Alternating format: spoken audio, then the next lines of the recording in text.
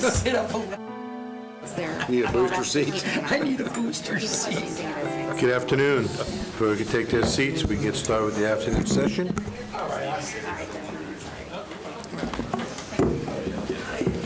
Again, just a little bit of housekeeping. We do have any electronic devices. I know we're trying to get plugged in here, but if we do have any electronic devices, please put them on silent or turn them off. I also want to thank the sheriff again for allowing us to squeeze in the health department before lunch. I wanted to thank Sheriff Lehman for that. At this time, I'm going to go to the 18 Judicial Circuit Court.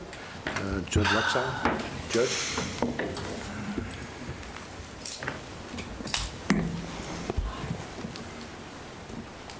Good afternoon, everyone. Thank you for having me here. I'd like to thank each of you on the board as well in regards to our gratitude and appreciation on behalf of the judiciary as to all the work. Grant Malloy, our Sheriff Dennis Lima, our interim county manager now, and County Attorney Brian Applegate, our Deputy County Manager Tricia Johnson, Tim Jex, the Chief Administrator, and our Budget Division Manager, and as well as George Woodring, who is our Budget Analyst, and each of you in regards to this, helping us in regards to the budget. Everyone knows that this past year there's been a lot of changes with the courts. We've increasingly shifted now back to normal court operations. With this, we've taken on a significant backlog that we have been working through, and I think working through extremely well during the pandemic. The court dockets, though, are larger and foot traffic has increased. Citizens, litigants, potential jurors, attorneys, they're starting to appear in person again. We're using even our senior judges where we can do 2 trials at a time so we can catch up on our jury trials. For those who are unable to appear in person, our IT team has been working diligently with video remote technology so people can connect remotely to the courts, and the courts are utilizing more technology now than ever. We strive to make sure that there's essentially, and I can tell you the Supreme Court is working towards it with even new rules that they're applying to the courts, and that they've got a work group to work on changing the rules so that we can have a new frontier of a hybrid of an in-person and remote court system. And so we're trying to, at this point, needing to prepare more technologically advanced courtrooms as well, and the necessary for support for those new services that the courts are in need. But of course, our goal remains to provide a fair and effective access to the courts for all the citizens of Seminole County. So that leads me to essentially our judicial budget. We are only requesting a couple changes in our judicial budget. That would be essentially one main increase. We are requesting a new FTE technology position. We are also requesting reclassification of a current technology position and an increase of only $250 for a budget line for dues and applications. And otherwise, we're actually putting a decrease for an Article 5 budget line. We were not able, we tried for 2 years to obtain cybersecurity insurance. And for whatever reason, we're not able to under the 18th Circuit. And so therefore, that is a decrease of $10,000 that we are indicating back in regards to the budget. The new IT position, our technology staff does not only supports our judicial staff, but they work diligently to ensure that all the courtrooms are accessible with, for the citizens, the private attorneys, the government stakeholders, that all their needs are being met so that they have the resources for increased technology and demands with the court. Essentially, when the stakeholders come, it is our IT team who aids the state attorneys and the public defenders and the private counsel with the technology in the courtroom and assist them, and that means that we need additional human resources to assist with that increase in the technology demands within the courts. In order to manage that, to make sure that we deal with the implementation of the case management systems, which we, during COVID, implemented an entirely new case management management system for the courts in Seminole County, that we deal with and handle the initiatives for our data analytics, self-represented litigants, the courtroom, actual physical technology within for the remote hybrid court proceedings, et cetera. We do need another IT position. It will allow basically for us to have the necessary changes on the front end and to implement the automation that we're going to need within the court system, within the courtrooms, to help prevent the backlogs and inefficient case management issues for the years to come. Ultimately, this will allow us to better serve the citizens of Seminole County, as well as all our stakeholders, and for the implementation of all the technology that we're requiring for the courtrooms. The last time we actually had a new IT position for the courts from Seminole County provided by this commission was in 2007, 15 years ago. And we actually looked up, and that was the year that the first year the iPhone came out and the first year the Kindle came out, to put that in perspective on how much technology has changed since then. So we really need the new IT position, and it's a salaried position. So that's really the main increase in the budget. The other position that we're asking is just a reclassification of a current position that we have for the technology coordinator. Essentially, this would allow him to basically be in an equal pay grade with the other coworkers in the same department. Currently, he's at the top of his pay grade, and the reclassification will allow for him to receive his COLA benefits and his increases every year to the FRS, rather than having a lump sum payout that's being taxed. So it would be the same, essentially he'd have with the reclassification, essentially the same salary. It just would be, and allow him to receive those benefits since he's maxed out in his pay grade, rather than the one-time payout. So it doesn't really affect the budget per se. It just helps him in the future with the COLA benefits. And other than that, like I said, the other one's a decrease in the $250 line budget. So if there are any questions for me at this point, I will answer them. I did want to say, too, it's something that's not on my budget line, but I do know the sheriff is coming after me.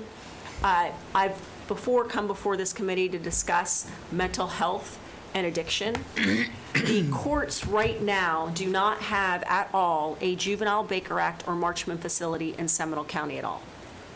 We are also decreased in our Baker Act facilities and Marchman facility, the amount of beds that we have in Seminole County for adults.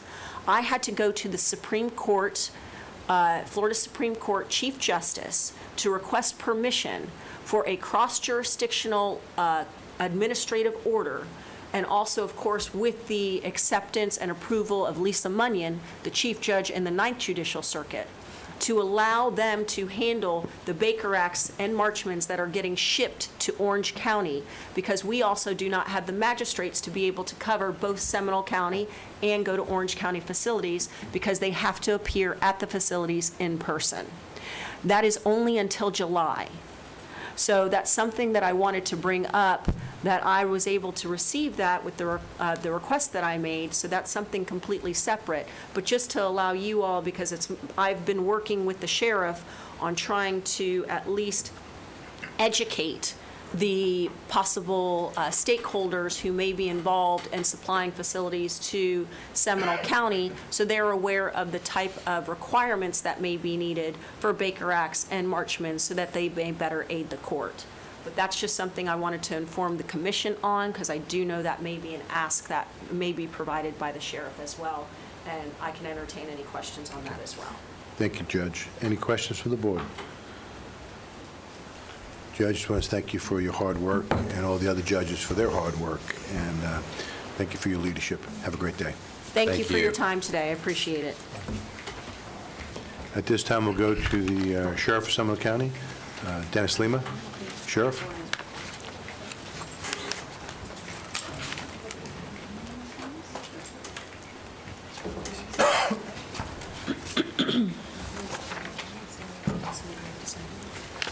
And again, Sheriff, I want to thank you for allowing the flexibility to present to us in the afternoon.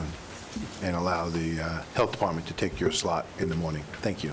Well, thank you so much, Chairman. Thank you, Commissioners. We are honored and delighted to present our budget for 22-23. I want to start by sharing with each of you, we have collectively a lot to be incredibly proud of. Clearly, all of you individually and collectively are strong supporters of the men and women that are out there patrolling our streets, providing services that extend, I would argue, well beyond the traditional expectations of policing services, and we could not accomplish anything without doing it collectively together. So, again, thank you for that. What I'd like to do this time is, we've got maybe 50 slides or so, and we'll kind of dig in as deep as you want into the budget, but just kind of talk a little bit about some of the challenges that we had this year, because 11.8% is something that I have not done in my 6 years presenting before you, and 4 years prior to that presenting on behalf of Sheriff Don Esslinger as the Chief Deputy. And it's something that we did not anticipate going on, but there were a few things that moved us in that direction, first being House Bill 3, which all of you are incredibly familiar with. We've had private discussions, and this is the first time in my 30 years of policing the state has created a minimum entry-level salary base for policing professionals across the state. That largely was $50,000 for all state law enforcement officers, or about a 10.3% increase for those already existing positions to adjust for compression. And the board has been incredibly generous with us now for the past 4 or 5 years, gradually working towards fair market value of our members. In addition to that, working towards adjusting for compression for our agency. And for that, we're incredibly grateful. So our ask this year at 11.8 largely has to do with that move there, because we at bare minimum wanted to remain consistent with what the state has for a variety of reasons. One, we wanted to make sure that we proportionately value the service of men and women that are out there patrolling the streets and working in our correctional facilities. And we also wanted to avoid all of the challenges associated with turnover. Somebody who may be not interested in doing 30 years in this business and says, well, you know what? I can go down the street, work for the Florida Highway Patrol or the Florida Department of Law Enforcement, make a $4,000 increase starting, and we have the cost of attrition that all the board members know. We've talked about this in each year of our budget presentations. So again, that's one of the areas that have affected our request and made it more aggressive than typically what we've done in the past. The second area that I think is incredibly important to talk about is the decision by the board to move to a minimum of $15 per hour for civilian members of the agency, which we feel is a deserving position to be in, especially when our market value has changed, where school bus drivers are being attracted now at $15 an hour. It's very likely that you can go to work at a fast food restaurant for $15 an hour. And the members that work in government, and particularly here for our presentation, the members of the Sheriff's Office deserve that as well, in addition to adjusting for compression. So there's about 500 of our employees that are affected one way or another. About 200 of them were below the $15 per hour mark, and another 300 or so adjusted for compression. And we are incredibly thankful and appreciative of your support and advocacy when it comes to that effort.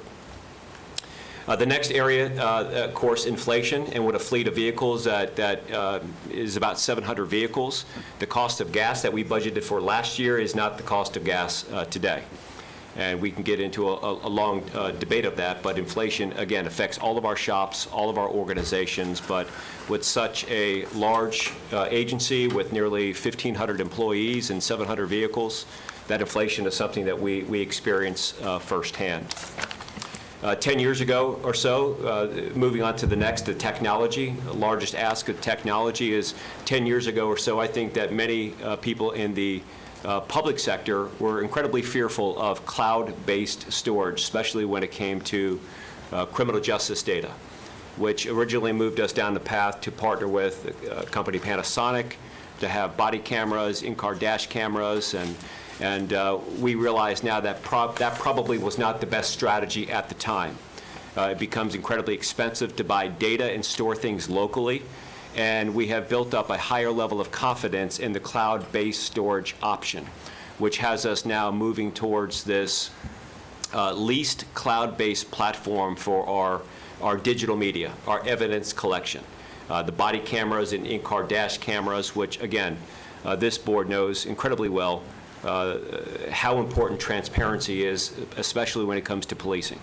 People want to see, and prosecutors are making good cases based upon the evidence that is being presented in this arena. So you helped us last year with a little bit of carryover from the budget. $1 million this year is asking for that move towards Axon Taser body cameras, which is the platform that most municipalities and the state attorney's office and the public defender's office have immediate access to.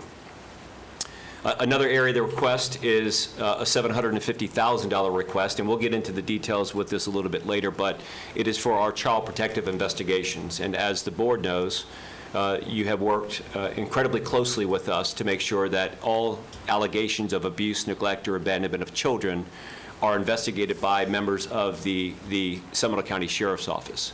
This is incredibly unique. There's only 6 other counties across the state of Florida that does that. And as you all know, we've done that now for 20 years. The problem is the state is less than generous when it comes to adequately supplying a proper budget to support the incredible difficult job that the men and women who investigate neglect and abandonment.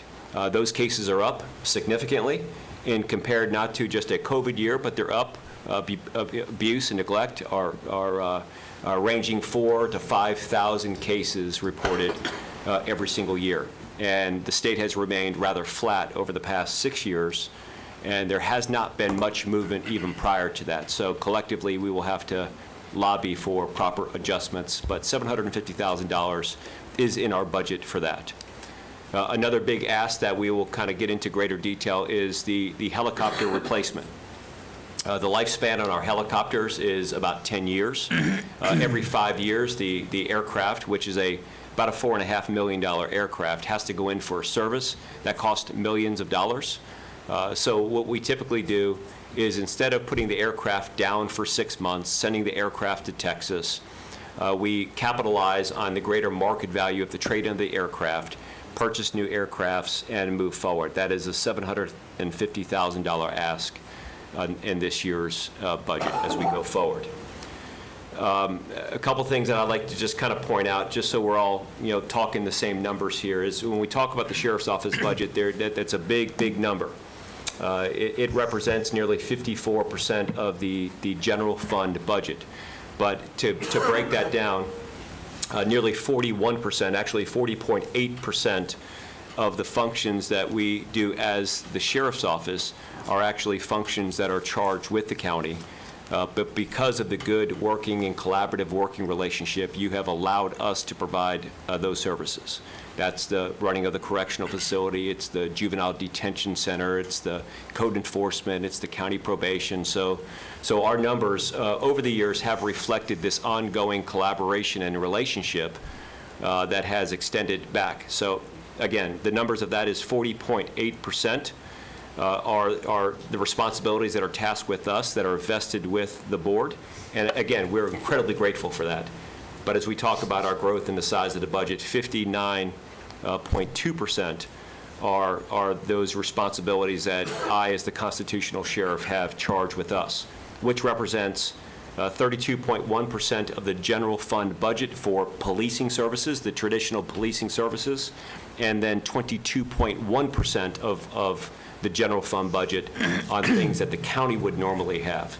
And again, that 40-60 rule, I think it's I know you know this, but I always like to kind of state that out. as we move forward. Those numbers are pretty comparable. I mean, we have a contiguous county chart, and all of the counties are also in that 32 to 27% range when it comes to percentage of the general fund budget when it comes to the allocation to policing services. And I think that everybody in this room knows that what we do here in Seminole County extends well beyond some of the services and expectations that we have in neighboring counties and expectations. So that's kind of a high-level overview. I don't know that there's ever been a time that in the 10 years that I've sat in one of these seats over here that we've had a transmittal sheet that is 5-6 pages long. There's a lot of details in here. There's a lot of things that collectively we should be incredibly proud of.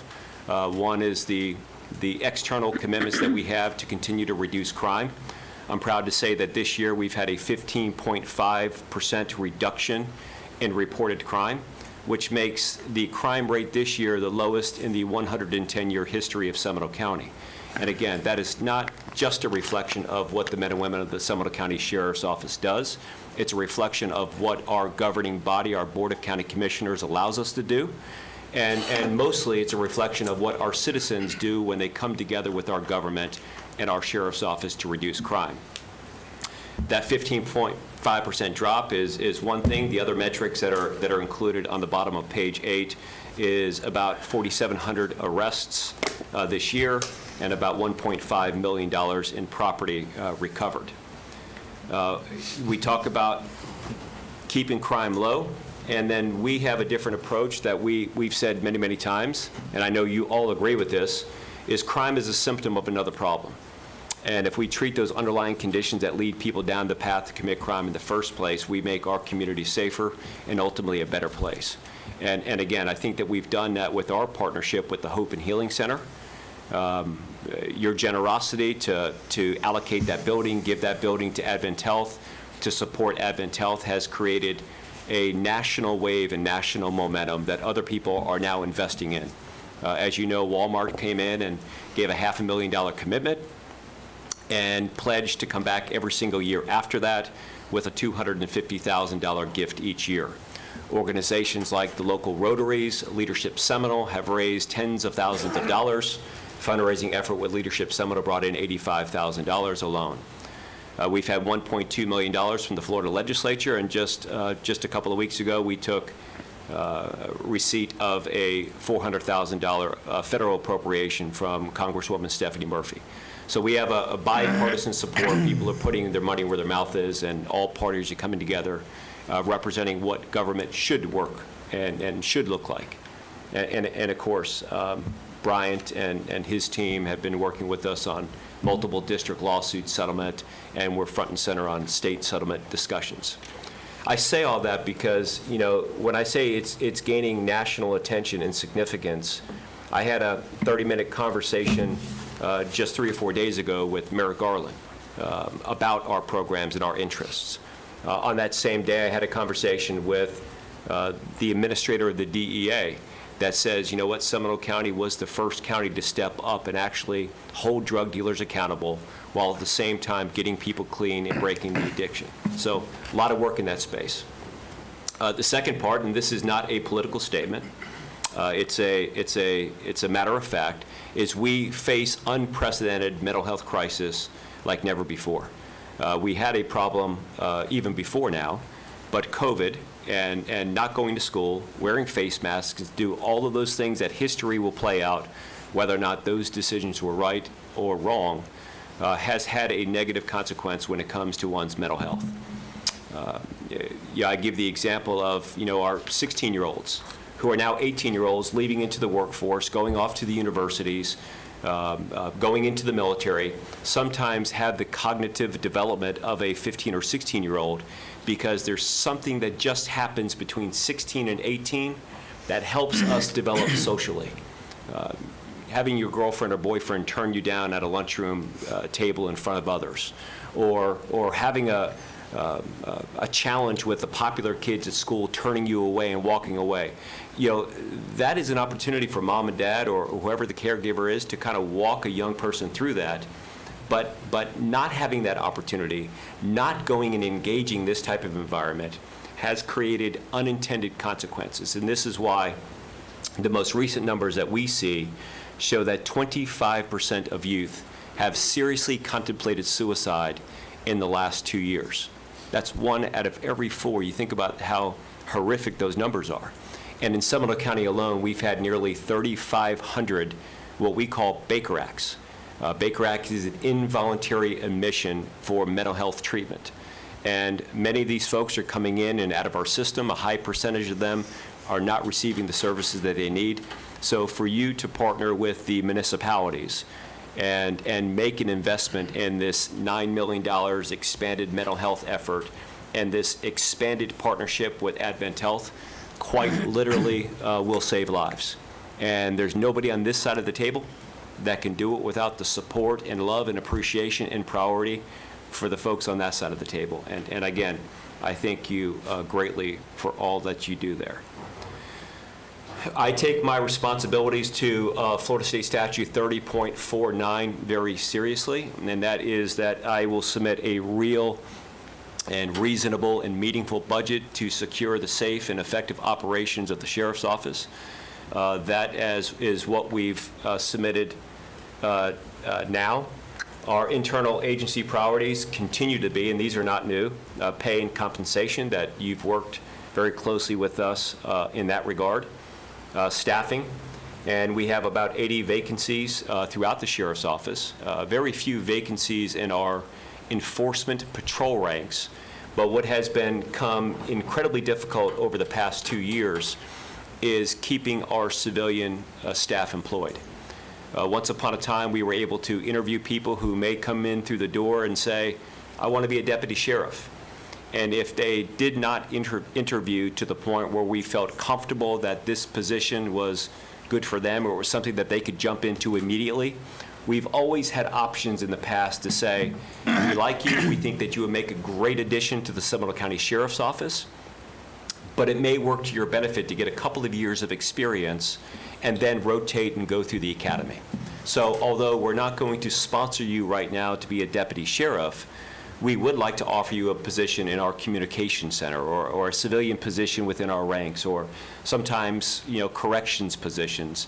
That opportunity has become more and more difficult as people can simply shop around for vacancies. If they walk in the door and they say, you know what, I want to be a deputy sheriff, and we say, how about getting a couple of years of experience in one of our other positions, they say, no thank you, I think I'll just walk on down the street because they're hiring as many people as they can possibly hire. So again, that presents a challenge. We have about 20 vacancies in our communication center, our consolidated communication center. Corrections has maybe 17 vacancies, and I think that we have about 4 vacancies in our patrol. And the rest of the positions are vacancies that we have in various civilian ranks within our agency. Is that pretty close to being accurate? So again, staffing, career development, taking care of the people that we have so they don't leave, and of course, equipment and technology largely centers around what I talked to you about Axon, the body camera, and open and transparency. Just a little highlight, because you deserve kind of a report back on a strategy, because, a lot of times people will develop strategies and you never hear if the strategy's working, right? You say, look, we've partnered, we've done a lot with opioid work, we're now kind of getting into the mental health field. I'm proud to report to you, and I hope this is wood, but although the statewide and across the country, we still see considerable increases in overdose and overdose deaths. I mean, we see these numbers continuing to climb. However, in Seminole County, countywide overdoses are actually decreasing. Countywide overdoses have been down now 25% year to date. Now, again, we're halfway through the year, but a 25% reduction in overdoses and a 35% reduction in overdose deaths in 1 year based on our strategy, when there's been a 10% increase in the deployment of the life-saving drug Narcan, is real, meaningful statistical data that can show that we're on the right path and moving in the right direction. But to put those numbers in raw volume of numbers for you, it's still incredibly alarming. It's 242 overdoses year-to-date in Seminole County, and then we have 36 overdose deaths. So again, 34 deployments of the life-saving drug naloxone. Our salary adjustment when it comes to pay and compensation represents at the bottom level, the entry-level position, an adjustment between 10 and 11.2% to the base. And again, that is commensurate with the state move to $50,000, or 10 to 11.8% for state employees that are already existing that are at that $50,000 mark. But it does not extend the top end of our salary ranges for the various positions. The top end would only move 2.9 to 4%, actually 4.1%. So we're closing the gap on how wide of a pay band some of these positions are. This is a breakdown of what we have and how our agency works together. You can see the public is always there at the top. And then the breakdown, largely with the yellow markers there, it's the various chiefs of our divisions. The 1,470 employees are represented in one of those categories. Again, Chief Spriggs has administrative services. Chief Laura Bedard, Dr. Bedard has Department of Corrections. Chief Dan Purcell runs the Department of Law Enforcement. Chief Mark Conway runs Investigative Services, and Chief Sharon Bryan runs Family and Youth Services. That will dig a little bit deeper into what is actually going on within those areas as we move forward with the presentation. This is the overall request. Yeah, so Commissioners, this represents a summary of our overall budget, detailing out the certified budget that is basically reflective of the transfer that we're requesting from you through general revenue. Our special revenue funds we'll talk about in the presentation, and they're detailed. And then separated out, we reflect it as BCC facilities. Statutorily, as the sheriff, we're required to request separately any type of expenditures related to facilities. We've had a long-standing partnership where the money that we're requesting here, I want to make sure that you understand, is the really the facility responsibilities that we provide to the correctional facilities, both the juvenile detention and the adult correctional facility. And then we work in partnership with your facility staff, and they handle some of the major systems in those same buildings. So there could be requests for those same facilities that are in your part of the budget and your facility staff. So this request is just what we are responsible for managing. I want to make one other comment on this slide in full transparency. We've gone through different renditions of our budget to try to reflect things as transparent as we can. When we look at our certified budget, it's $153,597,000, and that budget, however, has additional revenues coming in from contracts that the board is not party to. So, for example, one of the largest would be our contract with the school board that funds portions of our school resource deputies. In addition, we have contracts with the municipalities for dispatching services, and then we have various other smaller contracts in our IT area and some other contracts with agencies such as the DEA. Those total about $7 million. So it's not reflected in this presentation because we're trying to provide what are we requesting to you. But in total, our operating budget, that certified budget, would be about $160.5 million, and then total gross all in with our special revenues and facilities would be $176.1 million. And this slide represents a breakdown of where we are with agency positions, sworn, certified, and civilian. Continuously, civilian tends to be the largest component of our agency, which is somewhat of a surprise to a lot of people who think of the traditional expectations, or the most visible part of a sheriff's office is probably the people that drive green and white cars and wear uniforms like what I have on, but the largest number is civilians, and we try to civilian as many positions as we possibly can, and when we break down to the various sections and divisions, even in our executive ranks, we have a healthy mix of sworn and civilian positions within there. One of the things that I do want to remind the board of is how incredibly difficult it is when it comes to finding, vetting, and finding the proper person that works as a deputy sheriff. Because unlike many other positions, when you hire somebody that has not had prior law enforcement experience, which seems to be a growing trend of what we actually do, there's about 20 opportunities to disqualify somebody from service before they actually are employable on their own. Like, as an example, if you hire somebody who is incredibly bright, they have a great resume, a lot of credentials, they've been to the university and maybe gone through the military, and you hire them, you got to get them through the academy. And the academy has a pass or fail rate of 80%. We have no control over what the academy, no leverage on whether or not they pass or fail, but the rule is if you score on any one of the exams in the academy less than 80%, you get one retake. If you don't pass the second retake, they disqualify you from the academy.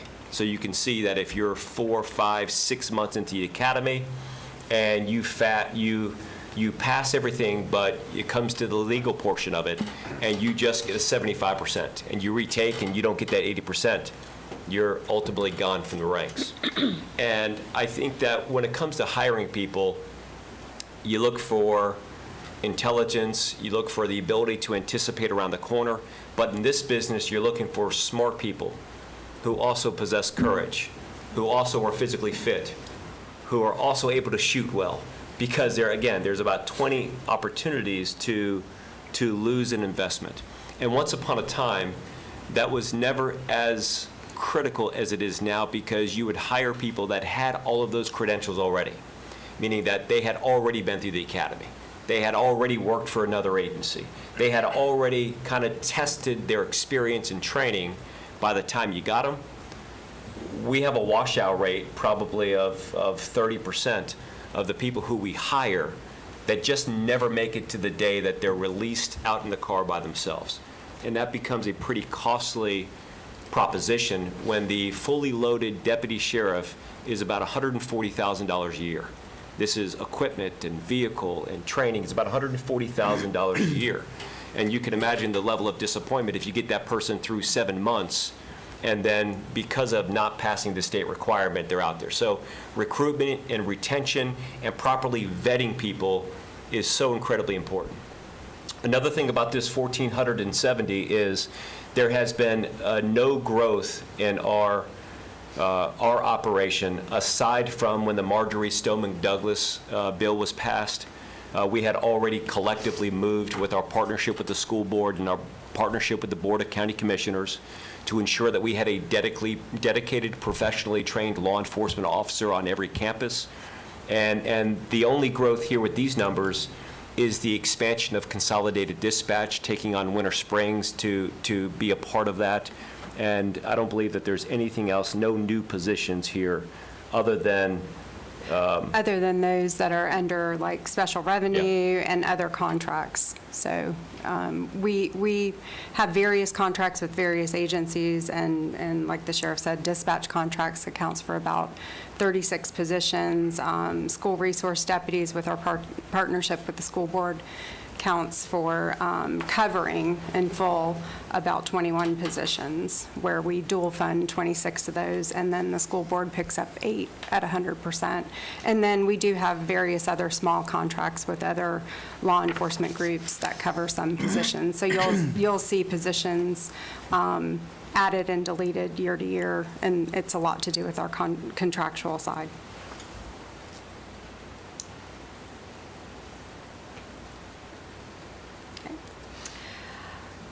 In front of you presents a general fund summary, and I want to point out that the summary that you see is adopted budget to proposed budget.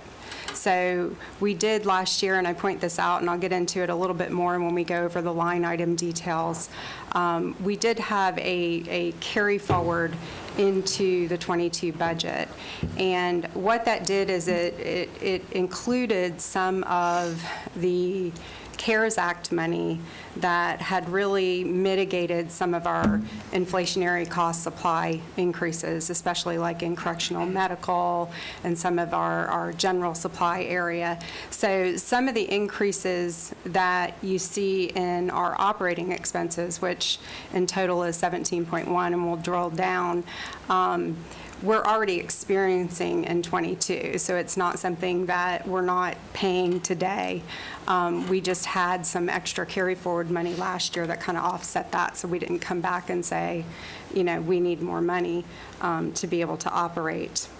Again, I want to just make sure that it says general fund summary. This is presenting what we anticipate from general revenues from the county. It doesn't include those contracts that we account for separately and take into revenue and use for our operating expense budget. And I know you just received your audit. If you look in the back and you look at our separate Sheriff's Office statements, it'll be apparent what I'm talking about. You'll see actual contractual revenue coming into those statements and show the full budgetary expenditures.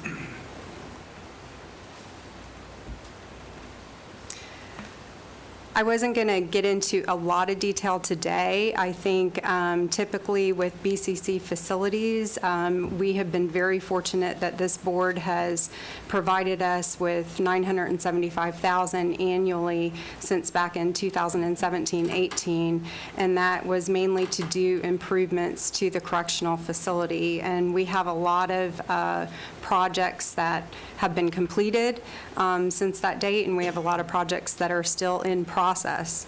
And what I owe to this board, and we will assemble that and present that to you, is a status of the funding that's still currently appropriated and been carried forward, and the status of those projects so that you can get up to date. But we've done things such as door system upgrades, plumbing upgrades, safety upgrades with fencing. We're asking for some more fencing upgrades. We've done a kitchen renovation, and 1 year we appropriated the money to expansion of the dispatch center. Many of those projects were put on hold or were slowed down dramatically from COVID, so now we're picking them back up. So in this year's request, we have included $250,000 of that $975 to be utilized for project management, so we can actually get these projects done and complete that we've had the money allocated for. In addition, we're looking at putting Wi-Fi in the correctional facility. The assessment is still underway as to the total cost of that, but what we're going to do is the areas that are most significant. This will help a lot with a lot of our systems that we utilize day to day within the facility, and mainly with our medical system, where the nurses are using carts and rotational around. They really need the Wi-Fi to be able to have that ongoing active system update with regard to those procedures. And if there's no questions, I'll move on, but I want to give you an opportunity to ask any questions on facilities. And like I said, we will report back on the projects that we have in process. I know that there was a water pressure issue at the jail for quite some time. I know that all the work we're doing at 5 Points, that's supposed to alleviate that problem. I just want to make sure that it's being addressed. It's not a Yes. hardness issue, it's a water pressure issue. So we are partnering with your staff to look at that in total. There is some money allocated here for water treatment, but that's more internal to the facility rather than what you're doing externally. I just Does want to that make answer sure we're your question? addressing the needs, that's all. Yes. Your staff has been great on the whole project. Any other questions? What does outsourced project management look like? Just basically hiring you do it every day in a bigger way on your road projects, project managers through external companies, engineering companies, So to be able to help you're us thinking multiple manage. firms. We would probably pick one company that we would utilize for these projects, yes. And this is something we've not done, but at this point, we don't have the staff to really carry out some of these major projects without that assistance. Commissioner Zimbo? Thank you. So that individual or supplier would be acting as an owner's rep on the projects that you want to roll out? Correct. And just for the public record, why find a correctional facility? Is that for our staff or our inmates? No, it's for our staff. Great. It's for our staff. And courts. Yes. And courts. Oh, good point. And courts. Thank you. We have a problem being able to do remote technology. Excuse me, Judge, I don't mind you participating, but we can't hear you, so if you're going to participate, please come down. Sorry. I don't mind you participating, I really don't. Thank you.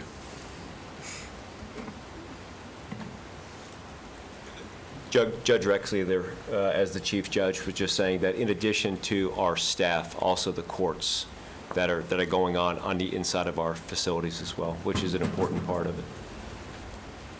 Judge, there's an empty seat right there. Sorry about that.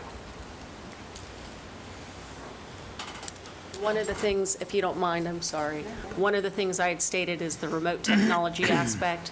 The jail is concrete, and because of the fact that there's concrete, there's no signal within the jail, especially when you have inmates who may be in quarantine, medical quarantine, or are somehow in isolation. Trying to have a deputy use their cell phone so we can have remote technology to the courthouse is extremely difficult. We have no signal. And so the Wi-Fi that they would also be providing would aid us in order to do their initial appearances or to do the hearings and bond hearings or VOP hearings. So I just wanted to make sure that you are aware the Wi-Fi definitely helps the courts as well. Thank you. Thank you, Judge. And one other item in Excuse me, the... Lisa? Yeah, I Yes. think, I Commissioner just, Hur? so you might want to come back. Yeah. I just have to ask the question, do you think eventually you'd get to the point where you don't have to transport prisoners on the weekends anymore? No, because of the fact that then they're in a separate jurisdiction. When you're talking about, are you talking about transporting Well, prisoners from? they're all carted into one room. They're walked up individually. Well, there are courtrooms in the jail. So there- Technology is happening there, so by I use the term transport loosely, but if you're doing this in the, because that requires staff to do that. But we do have courtrooms in the jail. Right, but you're pulling them out of a cell and bringing them into so are you thinking that this eventually changes that dynamic? Well, the aspect of what happens, because if they're in their individual cells or the areas with their cells, you're still then having to have some type of device or cell phone bringing it to them, and you're going to still need the personnel to go to each individual cell in order to do that. So it's actually probably, and you all can correct me if I'm wrong, more staff to have them in their cells without bringing them to the courtroom, I would suspect. But then it is, because you have each of them in a few cells at a time, and it's difficult with the pods in order to be able to have access for them to be able to hear. We definitely can talk about that and circle back, but I would agree with the judge, the way the jail is set up and the technology, even having Wi-Fi, as you can see, it's very costly. We're anticipating only being able to do certain sections of the jail with this, and we're going to do the ones that are most valuable to what we need to have done. And like I'll repeat, medical is really the ability to have the medical staff in their system be able to update real time is really something that we're targeting here. Now, if I may, it may aid in the personnel in the courts for the courtroom security where you can have a decrease, because I can say with that, we can have the remote technology. It also comes with the comfort level of the judges, now mind you, on that. But for instance, some of us do initial appearances where they don't have to even go to the courthouse. They can do it if they wish from their home on their computer. And then you don't have the courtroom security having somebody there for the judge on the weekend, which can decrease in the courthouse. But as far as the jail, I don't believe that would have a decrease Yeah, there. and then from a practical application, what happens is, as you know, there's 3 deputies that are there. 2 are transportation deputies that are moving inmates from either, the housing units up front or the orientation cell. There's one court deputy that's in there, and it is an incredibly efficient process where stand up, sit down, and you get everyone out there. But the benefit is with the deputies, when they're done with that, they help with other areas like moving people back to general population, doing all of those things. So although there's a window of time where they're in court and they're obligated in that capacity, their shift is largely things that happen either leading up to court or after court. So they're there for that as well. And what I was referring to is there are still some judges who do their initial appearances all from a courtroom at the courthouse on the weekends, and then everyone else is in the jail. And then there are some who go to the courtrooms in the jail itself. Thank you. All right? Thank you. Ms. Apologize Briggs? for the interruption. And lastly, on this slide, I just want to mention the bottom project, which is the facilities assessment study. We conducted one of those in 2016. We would like to have that fully updated. And what that does for us is it provides us an assessment of those major systems. It gives us kind of a roadmap of what should be the priority in that facility. You know, that facility is aged and you know, there's a lot of different things and a lot of moving parts there. So we also feel like it's time to update that and relook at what the next 5 years we would need to do with the facility to keep it up to date. If I can just make a comment on that. You know, my philosophy has been and continues to be less capital projects unless it is absolutely necessary, and greater investment in human capital.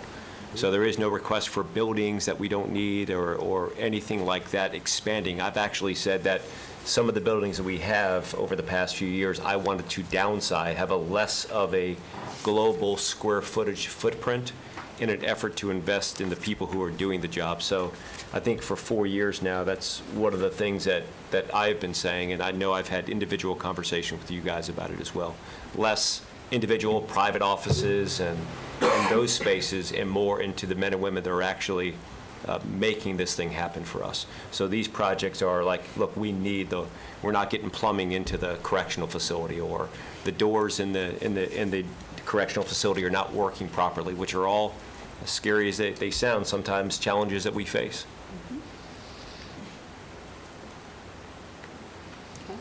This slide details revenues that we basically provide the estimates to your fiscal services, and they incorporate that into the general fund budget. So these revenues, some are statutory. The first one and the largest one is our federal inmate contracts.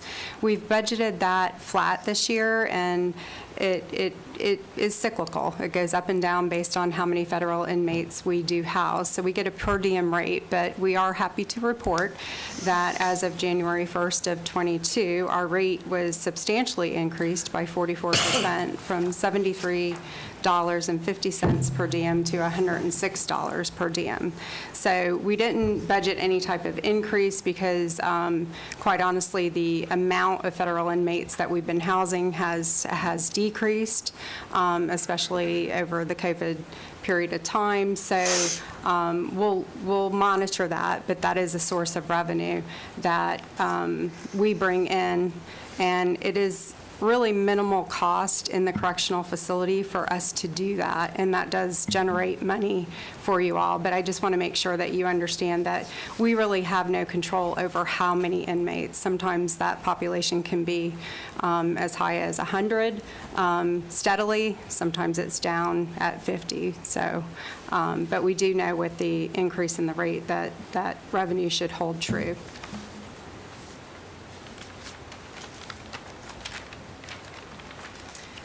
On the special revenue funds,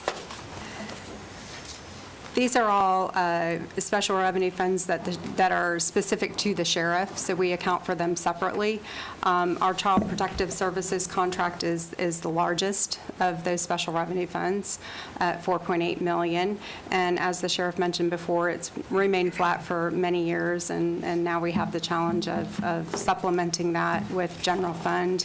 Mary and her team have done a great job of setting that up where we can easily demonstrate and and reflect that to the state so that we can have those conversations, just how much we end up supplementing from our general revenues locally. The American Rescue Plan Act, like I said before, the 22 column is our adopted budget. So you know that you approved the $9 million to be transferred $3 million a year to our office for those initiatives on behavioral and mental health. And so it reflects zero, but we did receive $3 million in '22 too, and then we'll anticipate receiving another $3 million in '23. And at the bottom, we have medical-assisted treatment. We have a grant that offsets the medication that we utilize for the MAT treatment. And that grant for $200,000 actually started in 21-22. So we did have that in 21-22, but it wasn't part of our adopted budget because we didn't have that formalized and set yet when we set that adopted budget. So that is not a 100% increase, but it continues at the $200,000. And it offsets the cost of those programs within the correctional facility.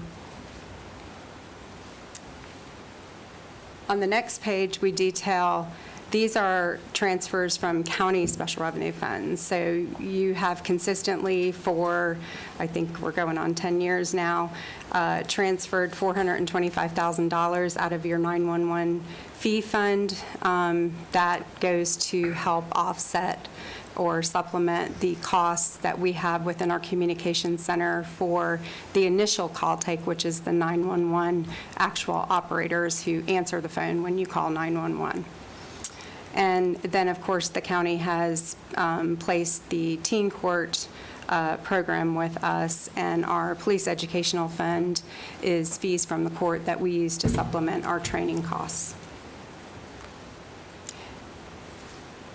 And I just want to note that when we get to the back of our presentation and when you're looking through our document, we try to reflect our presentation in different ways. In the back, we have our divisions, so it's more from an operational perspective.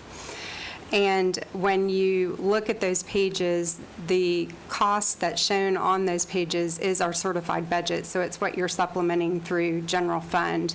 But we also do note if there's any special revenue funds or contracts that are also part of that division's overall funding. This is just the requirement that I have as sheriff by 30.49, which I've indicated earlier that I hereby certify that the proposed expenditures for FY 22-23 are reasonable and necessary for the proper and efficient operation of the office.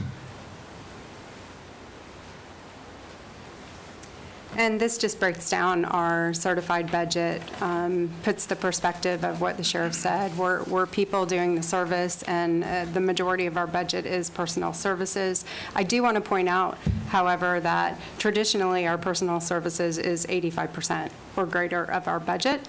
It has dropped percentage-wise, and that really is a reflection of the heavy impact of the inflation on our capital and operating budget this year. It has proportionately exceeded the personnel and made that percentage drop for the first time in a very long time. The next few slides are presenting our budget at the sub-object classification level. Sub-object is merely the title of an accounting line that the Florida Department of Financial Services sets for us and we're required to account for as a chart of accounts. I want to point out a couple things with the changes. The sheriff has already talked about our initiatives with regard to compensation, but I wanted to also point out to the board how we budget our vacancies and overtime. I know there were some questions asked there. So overtime, if you look at our overtime, is budgeted at $6.4 million. We traditionally spend a lot more than that in overtime. And how we do that is we will budget our personnel at 100%.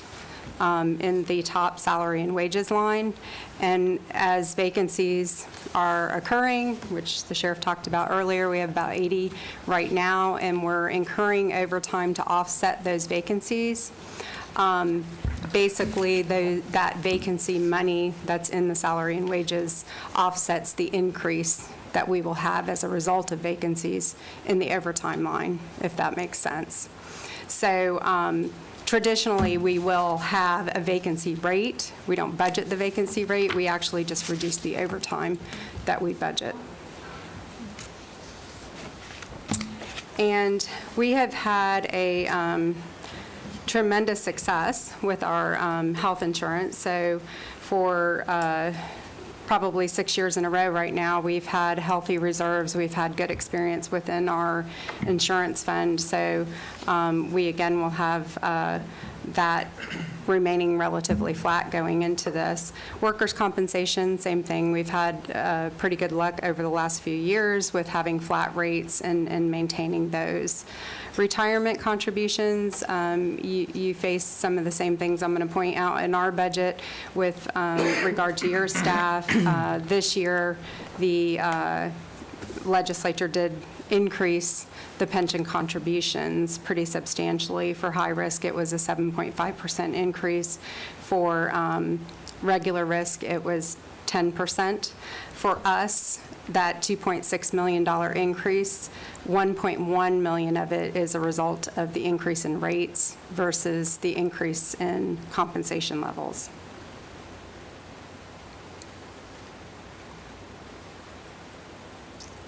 We provided each of you with a detail of each sub-object line, and that detail provides you with a more microscopic view than just the chart of accounts at this level. But just to point out, in professional services, the increase is largely to do with medical contracting costs within the correctional facilities, and a little bit to do with technology. We also use some outsourcing contracting on some of our technology needs, and that has also risen. On the contractual services line, the main driver there is inmate foods and transportation costs. And again, those are largely inflationary, nothing to do with jail population changes or anything of that nature.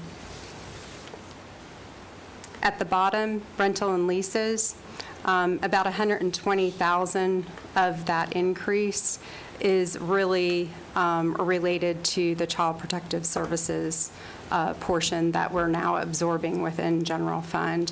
The other part of that increase is to do with, again, the increases that we're experiencing in our vehicle leasing rates. The next page, insurance. In your detailed presentation, you can see the breakdown of insurance, but the main drivers in the insurance increase is professional liability and auto liability rates that have increased in '23. They quite honestly increased more than what the budget was in '22, but because we budget so early, last year we weren't able to capture that increase, so we absorbed it through some of our other funds. So it's a little bit less than it is reflecting there. Repair and maintenance, again, we're experiencing a lot of increase in just having the same type of repair, and the costs of what is also in there is tires, that type of thing within our vehicle fleet, just increased costs all around with regard to inflation. We also have some costs in there for Alert One, the helicopter that we're not replacing, and also we're doing some revamping of the Bambi bucket. In the operating supply area, $1,150,000 of that increase, of that $1.5 million increase, is for fuel. I'll be honest, we budgeted fuel at $4 a gallon.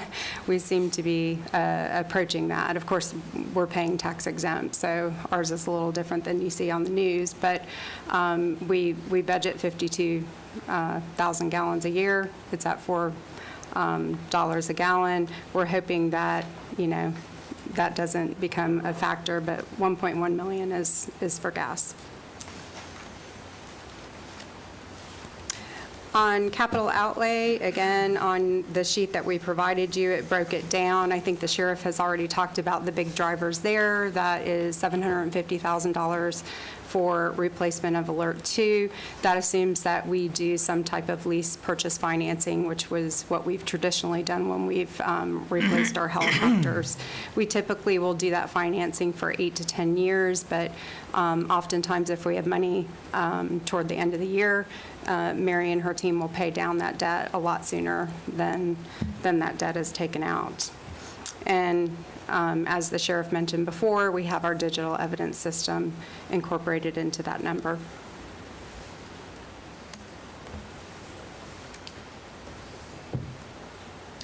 This slide just represents some of the ways that we offset from our traditional budget to help support those charitable organizations within our community. This foundation is run largely by our team under the leadership of my Chief of Staff, Brian Beyer.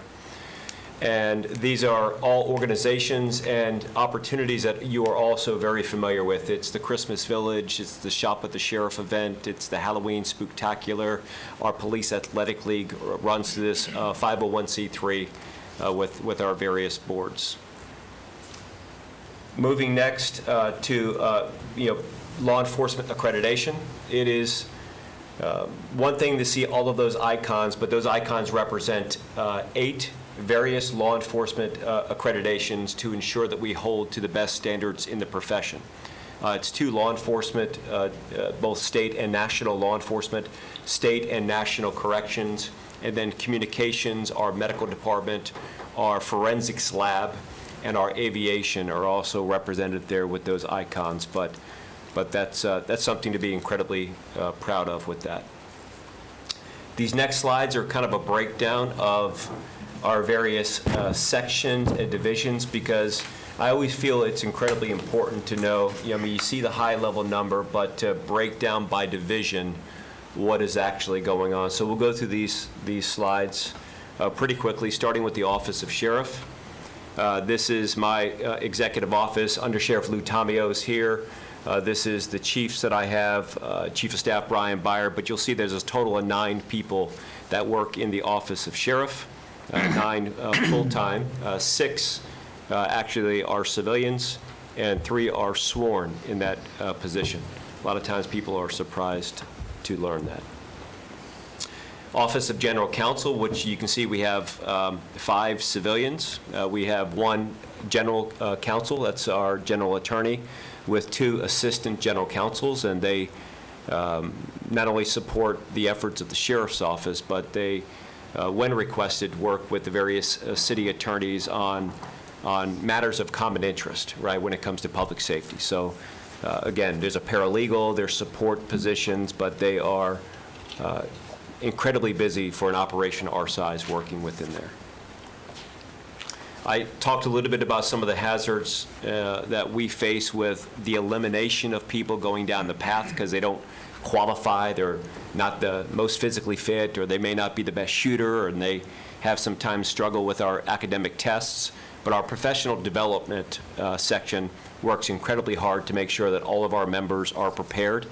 And the work that they do extends beyond the traditional expectations of drive, fight, shoot when it comes to a policing agency. We're offering college-level courses that are facilitated in-house, and we're offering those services not only to our sworn, but rather certified and civilian members of the agency. Professional development is something that is incredibly important. So there's 18 positions for that. I will say that we're one of the few professions that require annually each person to do a certain amount of hours and certain amount of things, whether it's driving or qualification with firearms, or these quarterly requirements either by FDLE or by our written directives. So they take care of all of those things. Professional standards, you can see that there's a total of 6 people that work within that area. Professional standards ensure that we're adhering to the highest level of professionalism within the industry. Any complaints, citizen complaints, allegations, things that I observe as a concern, this is the unit and section that would that would investigate that. Sometimes we call this internal affairs in the television world, but again, professional standards to ensure that we're adhering to the highest level. Many of what they do is to validate the actions of members of our agency by providing an independent review of their actions and then oftentimes concluding that there was no violation of policy and the member of our agency was completely justified in what they're doing. Public affairs, total of 9 positions. This is largely our public relations, public affairs. The 3 o'clock in the morning when there's a crime scene, they're working with the media. They're communicating and branding our message out externally. They're attending community events, doing crime prevention seminars and summits at the various schools. This is where that lays out. Again, all civilian members and 1 part-time person that works in that capacity.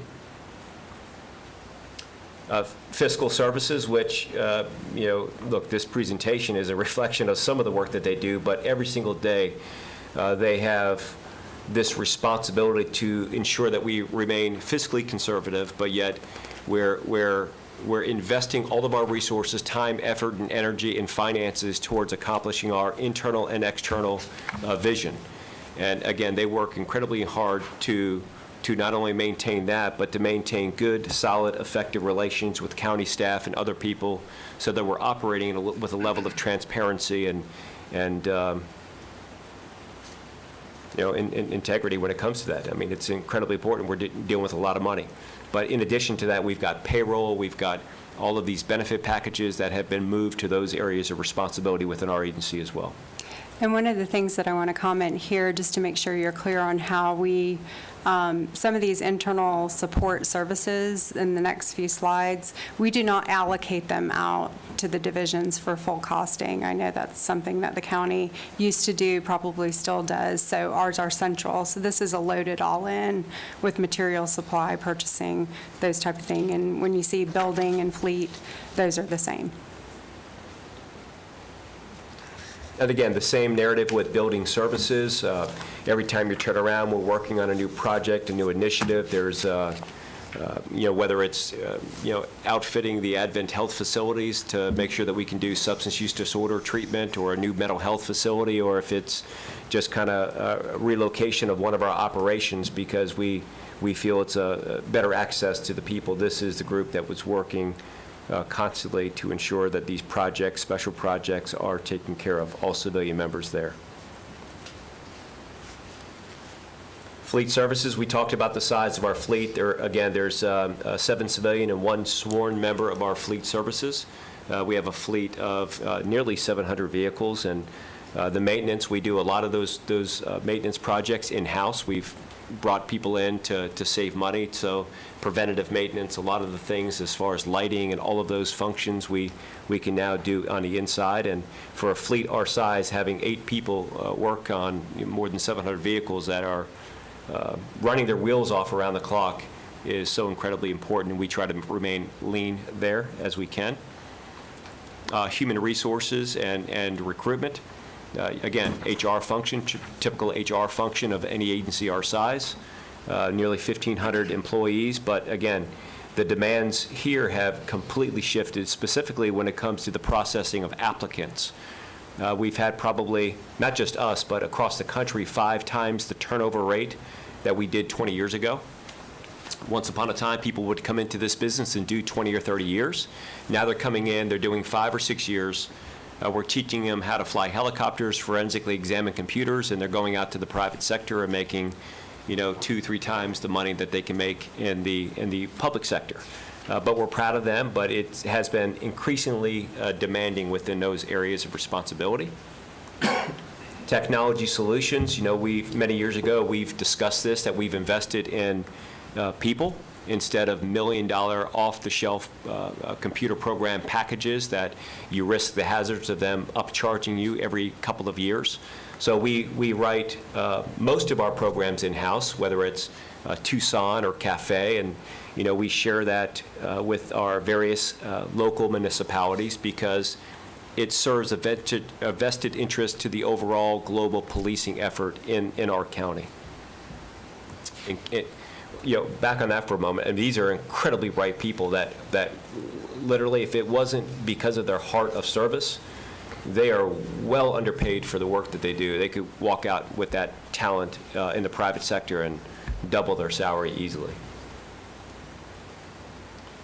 Seminole neighborhood policing is often referred to as kind of a backbone of any criminal justice or policing agency. These are the men and women that are out there patrolling our streets, making sure that we remain safe. They are represented by the green uniforms, the patrol vehicles that are out there, as well as some investigative functions. But there's, again, a total of 220 full-time positions. Nearly 200 of them are actually sworn, with 21 civilian positions. And again, we try to civilianize any position that we can there, as long as they're not going to find themselves in harm's way. You know that we have consolidated communications, and again, there's 116 full-time people that work in that area. For part-time people, we currently have 20 vacancies, and I would tell you these are superstars. I mean, it has been incredibly challenging over the past couple of years, and when people were working remotely and FaceTiming and Zooming, they were at the grind in close quarters and in a very densely populated area. But the quality of service that they provide to our citizens is second to none. Special operations, this is our SWAT team, our tech teams. The coordination of this effort is for bomb squad, and all of these various resources run under special operations. Again, this is incredibly demanding position. There's 22 full-time employees, 1 part-time employee. One of the things that I have come to realize is there may be some confusions about the special operations day that we auction off at many auctions, and I have to do a better job marketing that is a gift and resources that we collectively do. The Board of County Commission and the Sheriff's Office provide this as an opportunity.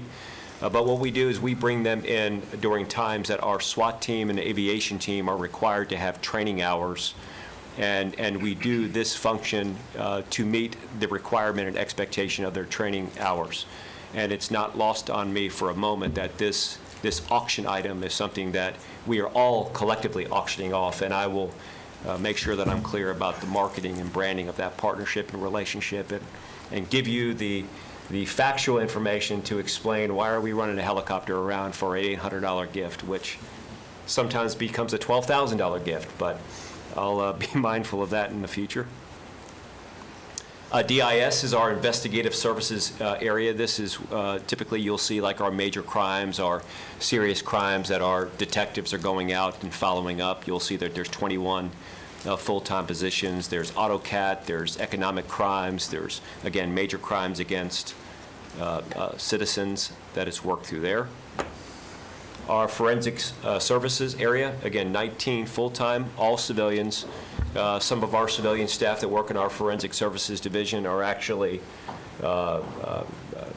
trained in biology. They currently have PhDs. I mean, they can track down evidence in ways that we could have never imagined 20 years ago. Genetic genealogy, solved cases that are 30, 35-year-old homicide cases that it's quite remarkable what they do in there. And again, the demands and the crime scenes that they work on a pretty regular basis are something that would be horrific for a normal citizen to look at.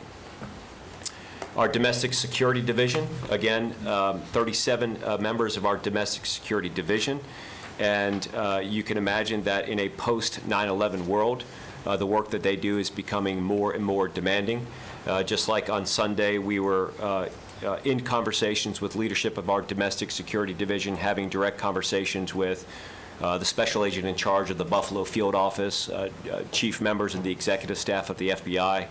So when it feels like we've become an incredibly divided world with people who have become radicalized on both sides of the spectrum, the work of our domestic security division is working hard to make sure that our citizens remain safe.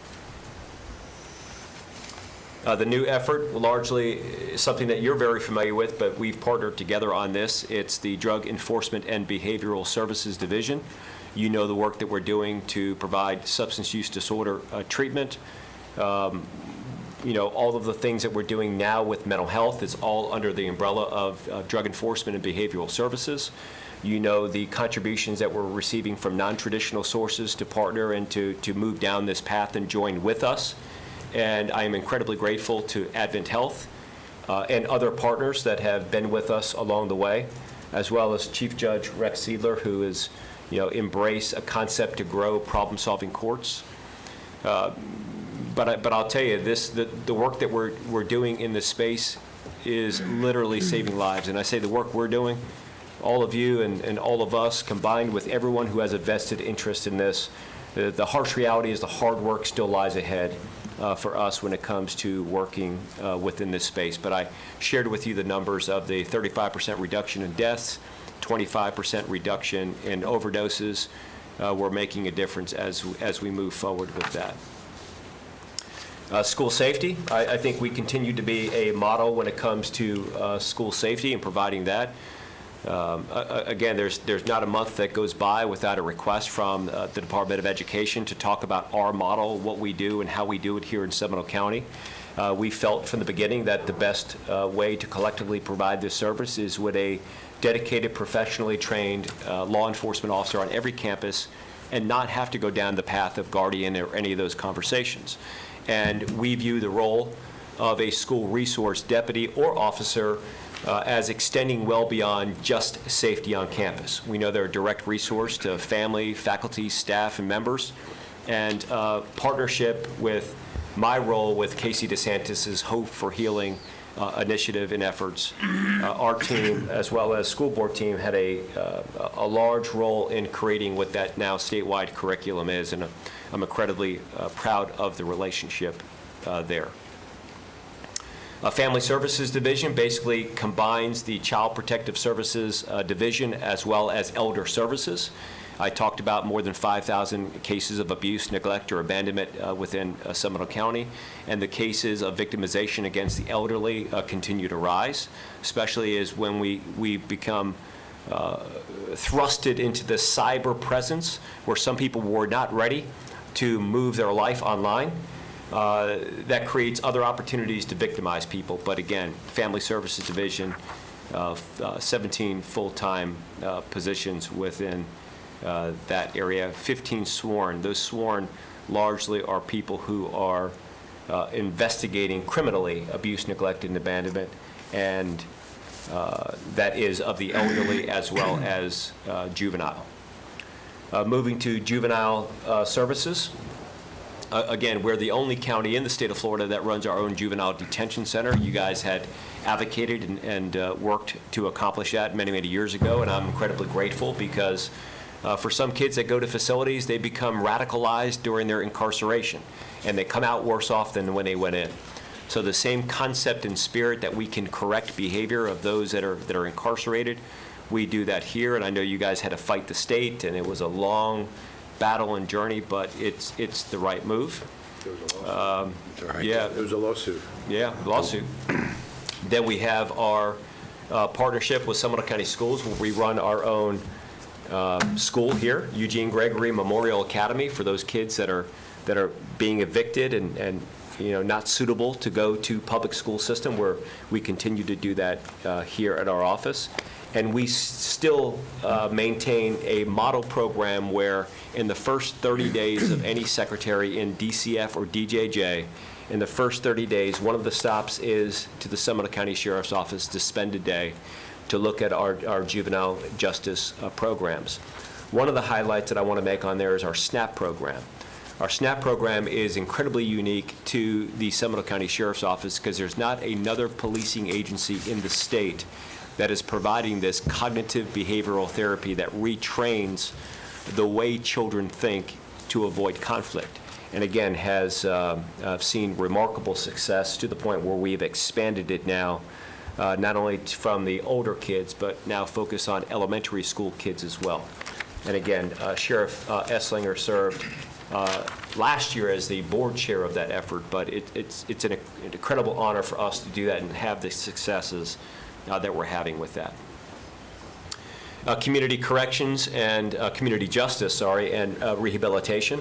I've said in these presentations now for 6 or 10 years that we take our responsibility to correct behavior pretty significantly. Like if somebody is arrested down the street from your home for breaking into your car, there's an expectation that during the time that they're away, incarcerated, facing consequence for their action, that we're going to do all that we can to fix whatever's broken. And as a citizen, if you arrest that person down the street, when you release them, please make sure that they're less likely to do what they did last time to me. I think that is one of our primary focuses, and we have incorporated some words that are not used very often in this business, like rehabilitation is thrown around a lot. And in the purest sense, rehabilitation means make what it once was. But for many who are incarcerated, they were never right in the first place. Little boys and girls have no choice who their mommies and daddies are, and some are given an unfair shake at life from the moment that they're born. So our staff, our team, is habilitating as much as they're rehabilitating, and this is why you're seeing people that are like incarcerated say, to their judge, please extend my sentence for a couple of weeks, because for the first time in many years, I'm getting clean. In my 30 years in policing, that has never happened before. And again, we remain a model organization and program. And let me just digress on this topic for one moment. We recognize that if you're the son or daughter of somebody who is incarcerated or addicted to a substance, you are 8 times more likely to engage in maladaptive behavior yourself. Or another way to put that, we fix what's broken with the people who are facing challenge and struggle, or we raise generations of families on our tax dollars for not doing it.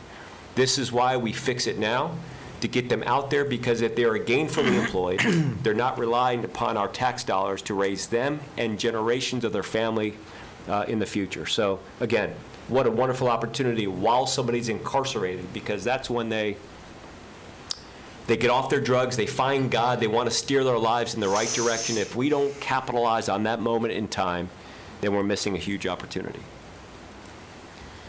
Again, corrections continues in security operations. You know that the sheriff is responsible by the Constitution to provide security to the judiciary. We do that by having a dedicated, trained deputy sheriff in each one of the courtrooms assigned to the various judges, as well as providing court security to our 3 Seminole County courthouses. But in addition to that, under this umbrella, they're providing security to this building where we're at, as well as the building that we're located in at 100 Bush, or Esslinger Way, as it's called now. So again, 5 buildings that they are providing security to in addition to there. And we also take on the civil process, where any order for any civil process, child support, alimony, eviction, whatever the case is ordered to the sheriff to fulfill those responsibilities. I went ahead and slide. This is the jail.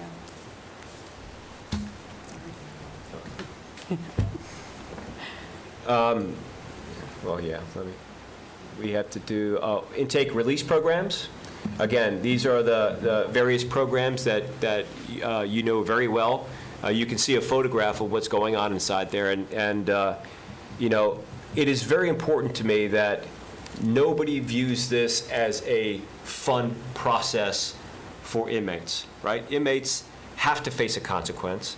They have to suffer appropriate consequence for whatever crime that they committed, but at the same time, we're providing medical assisted treatment through those various grants if they have a substance use disorder. And what's important to me, that is combined with cognitive behavioral therapy, or actually changing the way they think. And the people who work our programs inside the facility are incredibly excited about the work that they do. It works in the same way that drugs work in the body, because when you see somebody's life transforming in front of your eyes, you feel really good about yourself. You feel like you're making a difference, and that's what they do within those areas. But you can see the programs, intake, release, that's booking and releasing, front door, back door. It's programs that do classifications, make sure that if you are sentenced in Seminole County, you're going to work. You're doing whatever task or assignment is is commensurate with your training and skills and abilities. So that's why we offset a lot of those traditional staff with inmate labor on the inside of the facility, which, by the way, during my individual meetings, we're looking to now expand that to take on some other projects that may be occurring in the county that are outsourced to paid individuals. Maybe there's some inmate labor that can take on those responsibilities as well. And again, that was limited during COVID because you didn't want somebody going out and then bringing COVID back. But now that we're coming out of that, it makes for a little bit of a better opportunity to do that. Inmate healthcare services, we have this unique relationship right now with Advent Health, and they've played a big role in our leadership on the inside of the facility. We continue to have conversations with them, but we're running a full-fledged medical facility with psychological help, full-time medical doctor on the inside of the facility, full staffing of nurses. You'll see 45 civilian staff that represents largely nurses, clerical support positions, but when you have a 1,400-bed facility, it is incredibly important and incredibly demanding because that population is disproportionately dependent upon some type of medical care and medical service. And if things are typically going to go wrong, medical is one of those top-tier liabilities that we face on the inside of the facility. But we've been having some promising conversations with Advent Health, and I don't know that I can get any further down the path now than where we're at, but we're looking to do something big and different with them, hopefully in the future. Again, judicial services, I talked about that, explained that. These are the folks that are working inside our buildings, providing safety, security. They're in the back of the room here. They attend every BCC meeting. As we wrap up, a couple of things that I just want to kind of add before we throw it for questions. Again, I'm incredibly grateful that you've all been very patient with me and are year after year, because I think it is incredibly important to know kind of what goes on the inside of our operations, what we're doing, what collectively we can be proud of. Commissioner Constantine had asked me about the percentage question when we met, and I had given some thought, and I am incredibly grateful about the opportunity to opine an opinion on that, which is, I'm not supportive of that percentage, but if I could explain why. There's a handful of us that were here during the economic downturn. I was sitting in these seats up here in 2007, 2008 with Sheriff Esslinger. I worked with county staff and our Board of County Commissions to lean up our operations, and I was charged with redeveloping from 6 districts to 4 regions or 3 regions. We assigned people closest to where they lived. We remained flat. We did all of these things to avoid having to lay off police officers, deputy sheriffs. But when I think about just the percentage across the board, I am mindful that that decision may work now because we try to come in as lean and at that percentile every single year. There's not a year that goes by that we don't look at the ad valorem growth to try to maintain a proportionate part of what the overall general fund growth is. But I would be very cautious to get into an agreement that could extend and succeed us, meaning the next commissioners or the next sheriff, which I hope is not for any time in the near future, but I would not want to get into an agreement that would extend to the next electeds that go into our position that they may not agree with. In addition to that, I don't know that there's any way to predict what lingers around the corner tomorrow. 9/11 is an example of that. This pandemic is an example of that. Hurricanes and natural disasters and things that are unknown and unpredictable are all examples of that. And to simplify it, when my wife and I come together and budget in our own home, we budget a certain percent towards entertainment, a certain percent towards dining, a certain percent towards savings and investments. And we do that because we are in control of our household budget. All of that may be changed if there is an emergency in our home. And there may be a time where we have to make a decision on, it's a tough decision, there's no doubt about it, of what is more important today, policing or whatever the function is. And what I realize is each one of our constitutional offices, we believe that what we're asking for is the most important thing that's on the table. This is how it works. The process of having somebody that we can go to that says, okay, I hear you, Sheriff, I hear your fellow constitutionals, we have to make a decision. Do we pay the mortgage or the power bill, or do we pay the cable bill? I don't know if the example makes any sense whatsoever, but I feel like we have a good system. I feel like we have a good relationship. I value what we do here. I value this process. I'm incredibly grateful that there's brainstorming ideas being thrown out of how do we sustain, how do we do this, how do we move forward, because I think that's a healthy process. I was talking to my team. I said, look, we have brainstorming opportunities at the sheriff's office, and I walk in and say, look, we're going to brainstorm. 80% of what I say won't even work. It's not fiscally sound. It's based on technology that does not exist. But 20% of what we talk about may actually work and can be implemented. So it's for those reasons that I would not be in favor of a percentage split of our budget moving forward. Sheriff, you done? Yes, sir. Okay, I just want to make sure I'm not cutting you. Unless Lisa wanted to add anything in. Well, I That would. look you gave me, I wasn't too sure of what it was. With that cue, I will.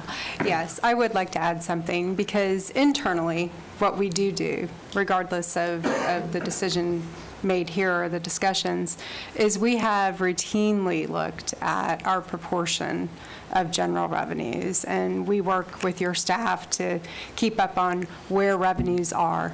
I know that I obtained a copy of what you all have, so Tim and I had a discussion a little bit. So the numbers are a little bit different than ours. And not that his numbers are wrong, ours are right, it's the way they're presented. And so what I was talking about earlier is we've worked long and hard to try to present our budget where it was the raw, this is the tax burden that you're funding. And so what happens is, still historically, when you're pulling from the system, in 2018 up to 2017-18, our special revenue funds were in our certified budget. So there's differences when you look at those numbers, you got to draw them out. Up until 1920, our contracts were in our certified budget. So what would happen, and this was largely a product of the school safety area, when I started at the sheriff's office in 2012, I think we had 12 or 15 at the most, school resource deputies. Now, as you saw in the presentation, we have 60. So over that period of time, it was a joint conversation, county, school board funding a large portion of it. And like I said, after Marjorie Stoneman, they picked up 100% of 8 additional school resource deputies. So sometimes when you pull the numbers because of how the budget was presented, it skews them, because those were largely offset by other revenue that we were receiving in. Now we net everything out. And we went back and Mary and I have looked at this every way to try to do it, and we think we're in a good way where we're showing you what are we drawing from the taxpayers of Seminole County. And from fiscal year 16 on, we've always been 54-point-something% of the general revenue. Now, going into this budget, Sheriff Lehman and I had a discussion, because I said it's pretty high. We've already pared it back. I mean, this is not everything that we really probably need.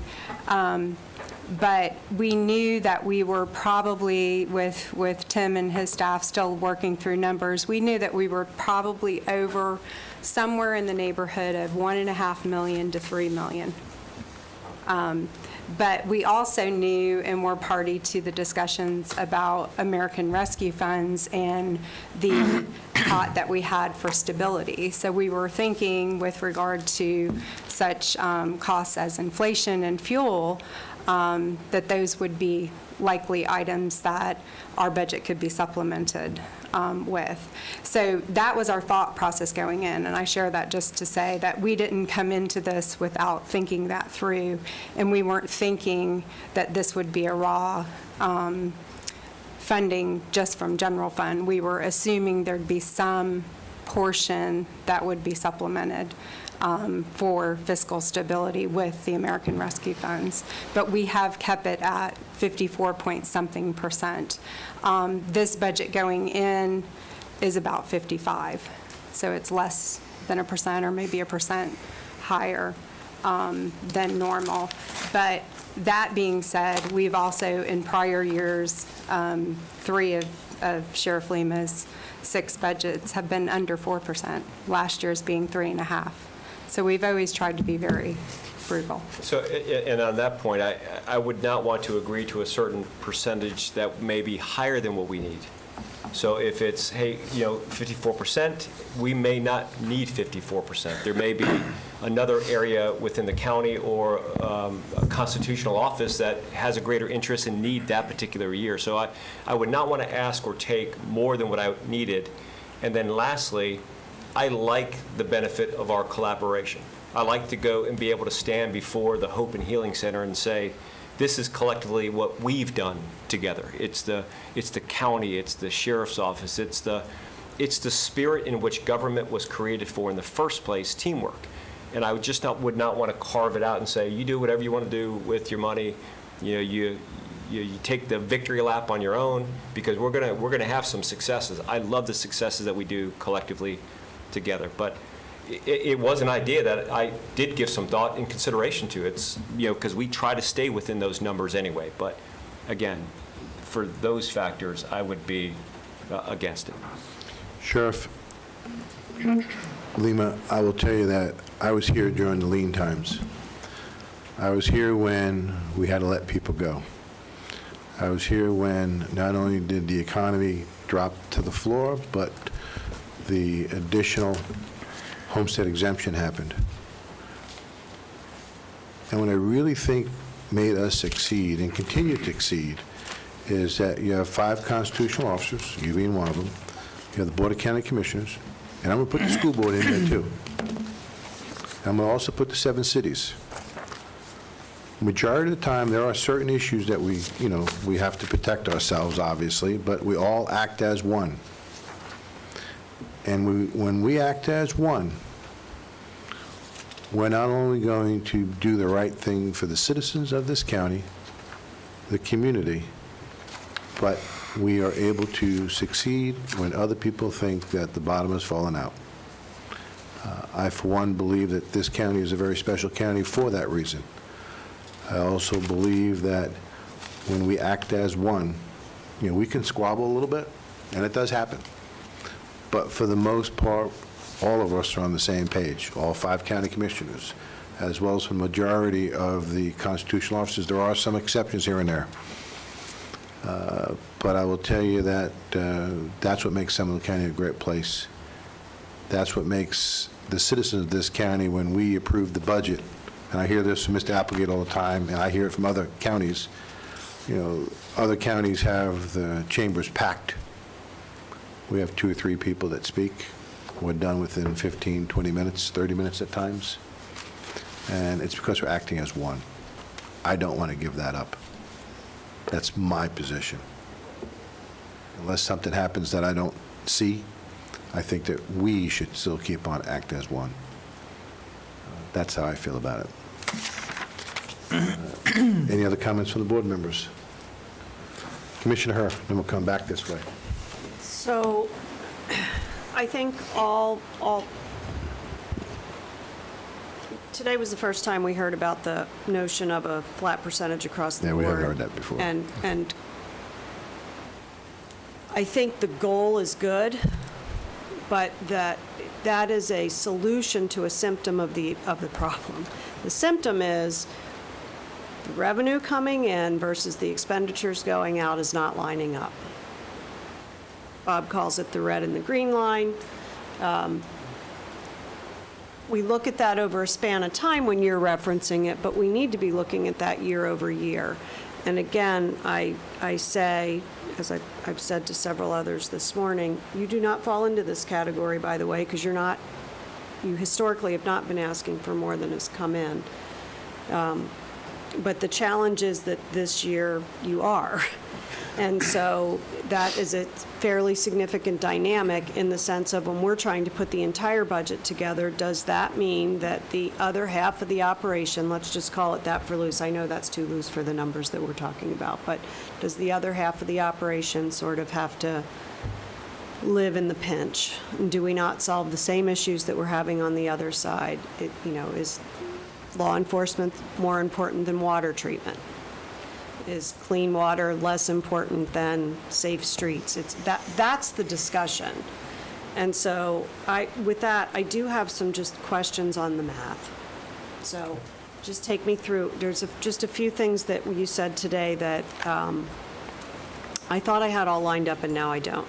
So if I look at page 7 in your presentation, this is the dialogue in the letter. It references the top priorities, employee compensation, and the proposed budget includes a 9.7 increase in personnel. And if I turn to page 21,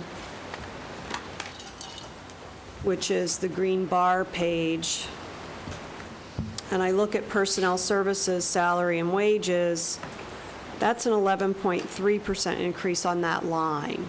That in and of itself is $1.1 million differential.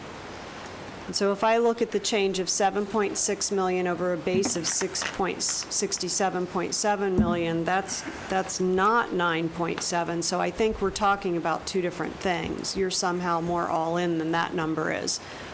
But when you described the changes in wages, I thought it tied back to the 9.7. So I just need a little bit of help in that area. So the 9.7, if we can go back to page 13, is the total of the entire, so it's at the object level. Overall, we have a 9.7% in personnel services. That's fully loaded with taxes and retirement and compensation and overtime versus the one line item within personnel services, which is on the detail that you referenced on page 21. Yep. So overall, back at 21, it's that bottom line there in bold, is the 9.7%. So, but overall in salaries and wages, with no changes to personnel, you're seeing an 11.3% increase. Correct. Based And on HB3. that is based on movement of our entire compensation plan. That is ranging from a little less than 10% at the minimum up to about 11.2 to 11.4% in some other areas on the minimum. On the top end, on the maximum, we're shortening our range. Our ranges are already shorter than what your pay ranges are. They're very condensed. But on our maximum end, we're not going up that same amount. We're not going up 10% on those bands. We're going up about 2.9 to 4.2 or 4.4. It's somewhere in there, 4-point-something%. So that, in the salary and wages area, that will help us to not only hire in at the higher rate, it also includes the adjustment that you did that incorporated about 500 of our people. So it's doubled in here now. Remember, because we're doing that now. So it's not in our adopted budget. So that's also incorporated in there. And then they'll get another adjustment in October. Additionally, what I didn't mention, I think I mentioned it in our individual discussions, is we do have $500,000, and it is sitting in that salary and wages number in total, that we added for recruitment. And the sheriff spoke about the need to really look at recruiting. What we were thinking, we had never actually added funds to our budget to work with for getting ahead on recruitment. It takes a long time to have someone come in till they're actually, fully usable, autonomous on the road as a deputy. So what we were thinking is with House Bill 3, there are state incentives that we can really leverage. The state will provide a $5,000 lump sum if you meet certain criteria, recruiting in and going into law enforcement. They will provide some reimbursement for academy attendance. We now typically will sponsor certain people to go through the academy. So what we were going to try to do, the state is doing this for a 2-year period under House Bill 3. And so what we thought is if we had the money to actually fund, we could be very, very aggressive on recruitment and be ahead over those 2 years and kind of leverage that state dollars too. So there is $500,000, I guess you could call that one-time money, that's also incorporated into that money, which will make that increase a little bit higher, as you're noting. If I could just add on for perspective, I mean, it's easy to give comparisons to other counties, other jurisdictions. I mean, this, even with the adjustment, puts us well below Orlando, well below Orange, but puts us right in the middle of Seminole County policing agencies. So this request, even if approved, does not put us at the top of Seminole County agencies. It puts us right in the middle. And Lisa and her team has, all of the information on that. So just follow-up question to that is that, is it contemplated that those that got moved to the $15 minimum are now getting an additional bump at the high end? The low end is getting the high end bump, so we're... Yes. So, and the reason would be because those people that were moved to the 15 or maybe slightly over 15, they're now going to be in a pay grade that starts at 15. And what we would like to do is start actively recruiting sooner than later at that $15. The communication center vacancies that we have right now are continuing, and those are some of the positions that we're being hired at under $15 an hour, and we're not seeing the applications even come in at this point, let alone the attrition that we have that the sheriff spoke about in training, where they just never make it to actual productive use. They have to drop out because they can't perform the job. So yes, to answer your question, the people that we moved or are moving to the 15 and the compression, they would then get a adjustment again in October to get them up into that pay range because they aren't brand new. Some of these people have been here for 4, 5 years. Yeah. Let's talk about the revenue side of it.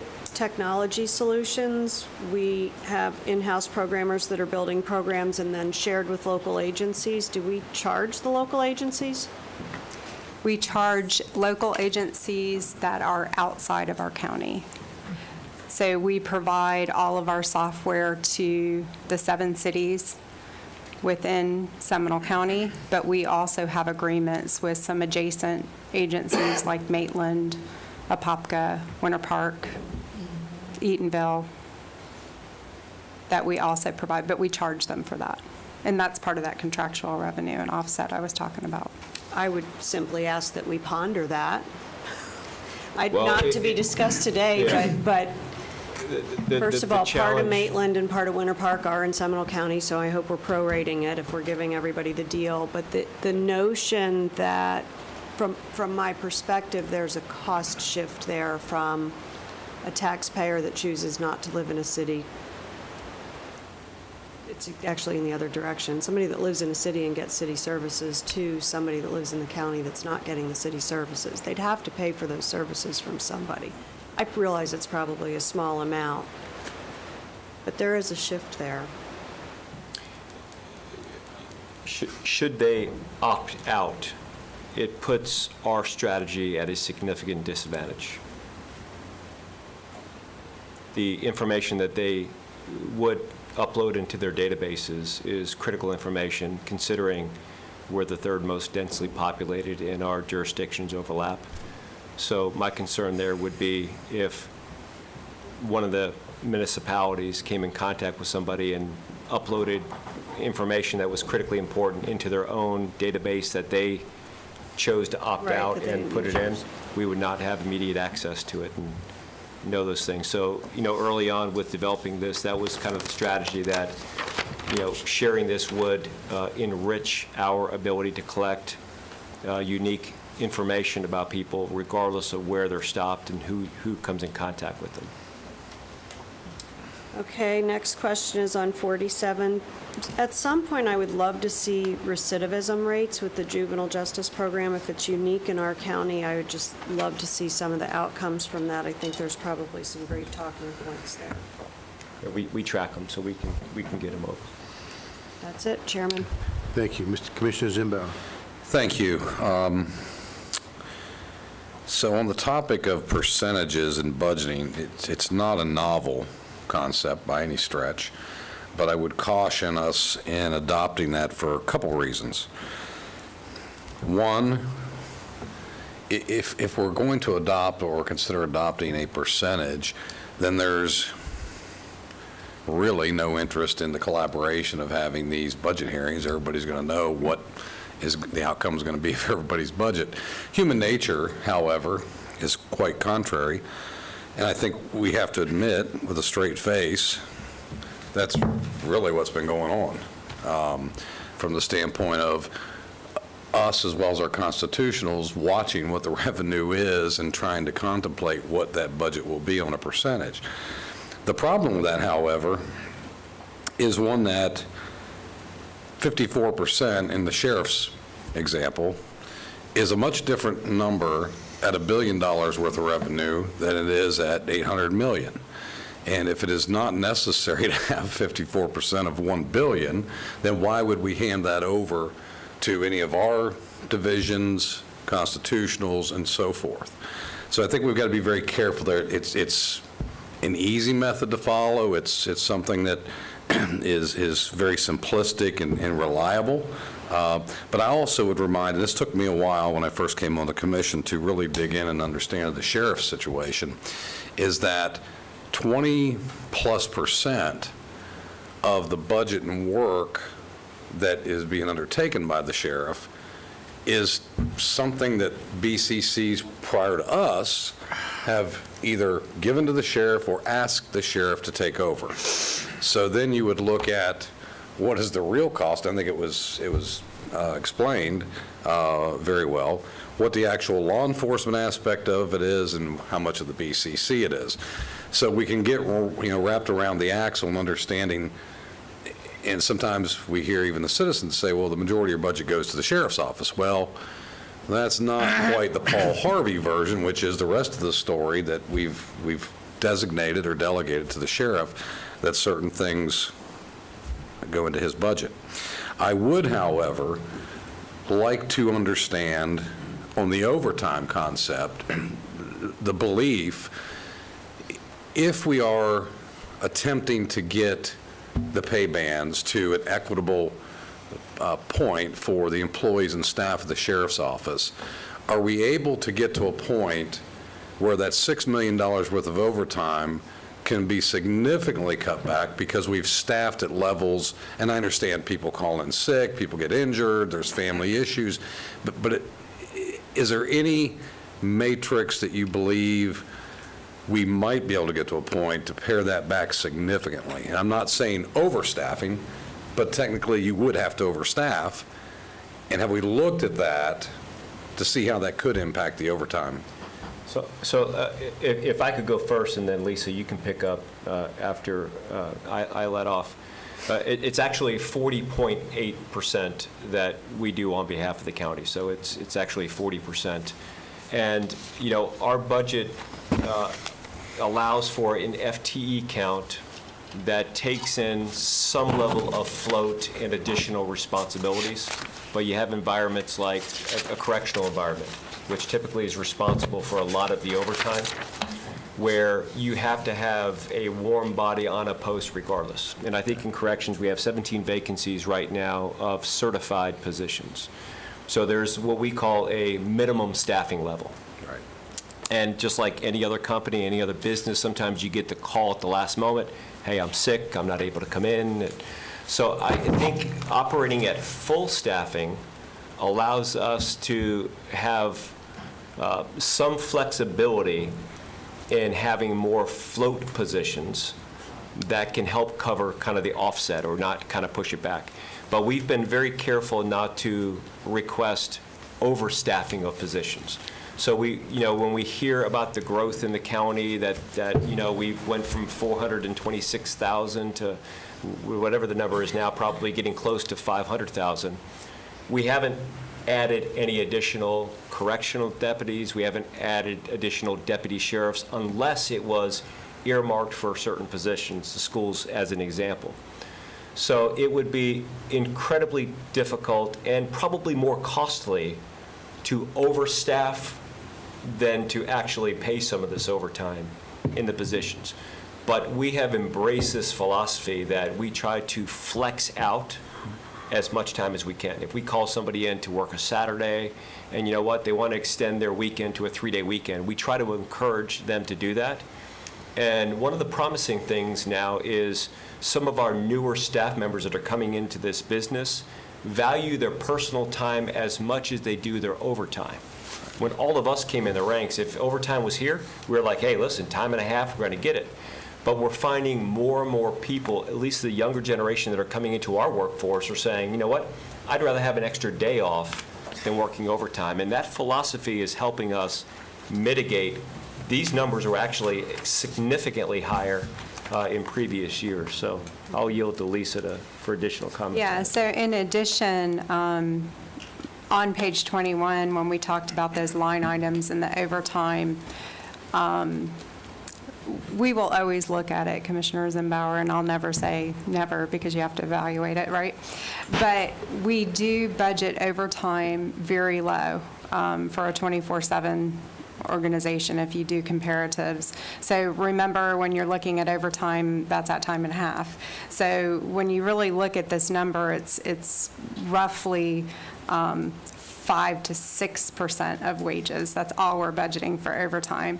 I would, say that in a 24/7 operation, there's typically about a 10% budget on overtime. And that's why I was pointing out, we typically spend more in overtime. But we're using the vacancy rate. So to your point, yes, overtime does go down if we're fully staffed.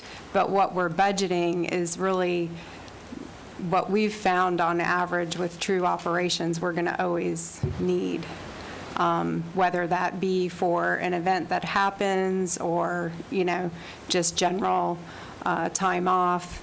But we would have to evaluate it as we continue to staff. And that's why with the recruitment efforts, we really wanted money to get ahead. So while we have people in training, we automatically have the feeder in when we know somebody's retiring, leaving, or we can kind of estimate that people are going out.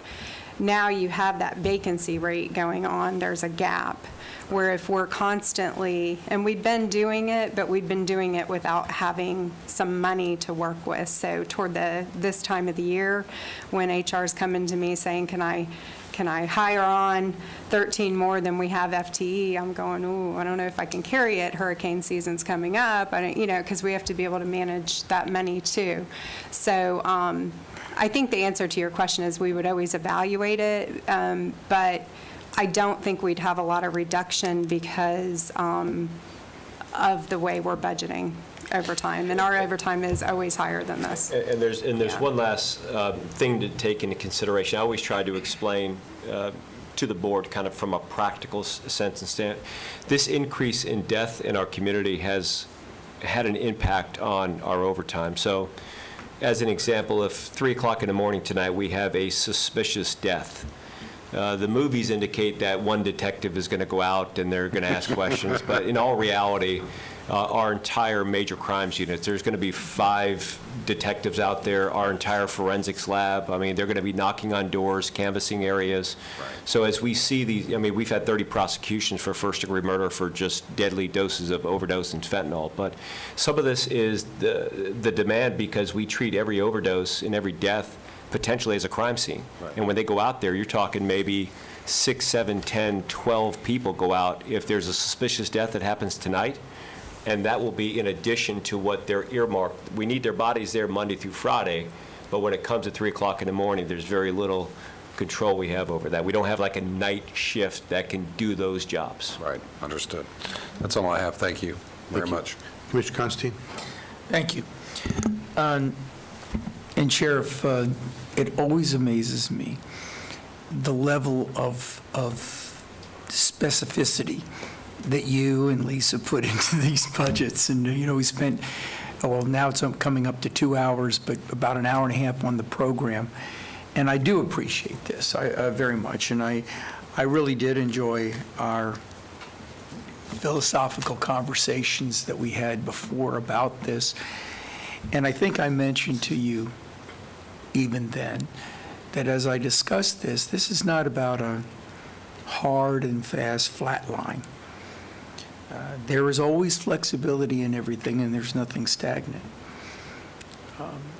In discussing this, it's looking at the fact, again, of the money bringing in and the money out, and the fact that this side of the table has always, in the recent past, had to find the dollars that are lacking and then therefore reduce their budget after everyone else comes in and asks for what they think is what they need. And I appreciate that. But the truth is that in the 10 years I've been here, very little has changed among the others' budgets coming in.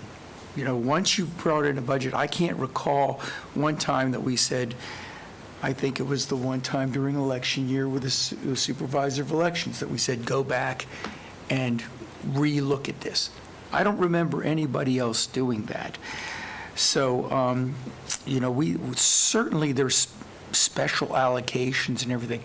What I was just looking at and talking about the advocating is just for planning purposes for all of us as we come into a fiscal year. This is not something that would be, never to be looked at again. It would be looked at every single year. It should be looked at every single year and where those needs are.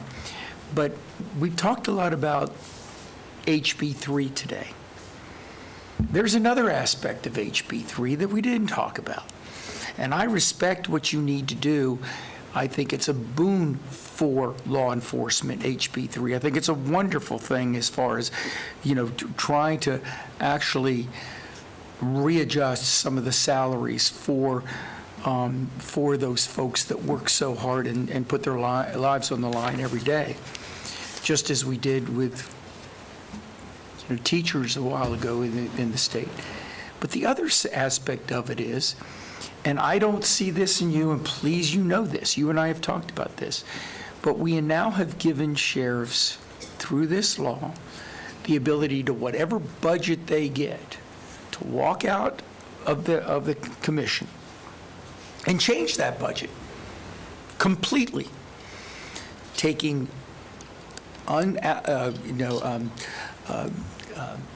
taking non-reoccurring to reoccurring, and truly putting a serious problem for all planning purposes in the county.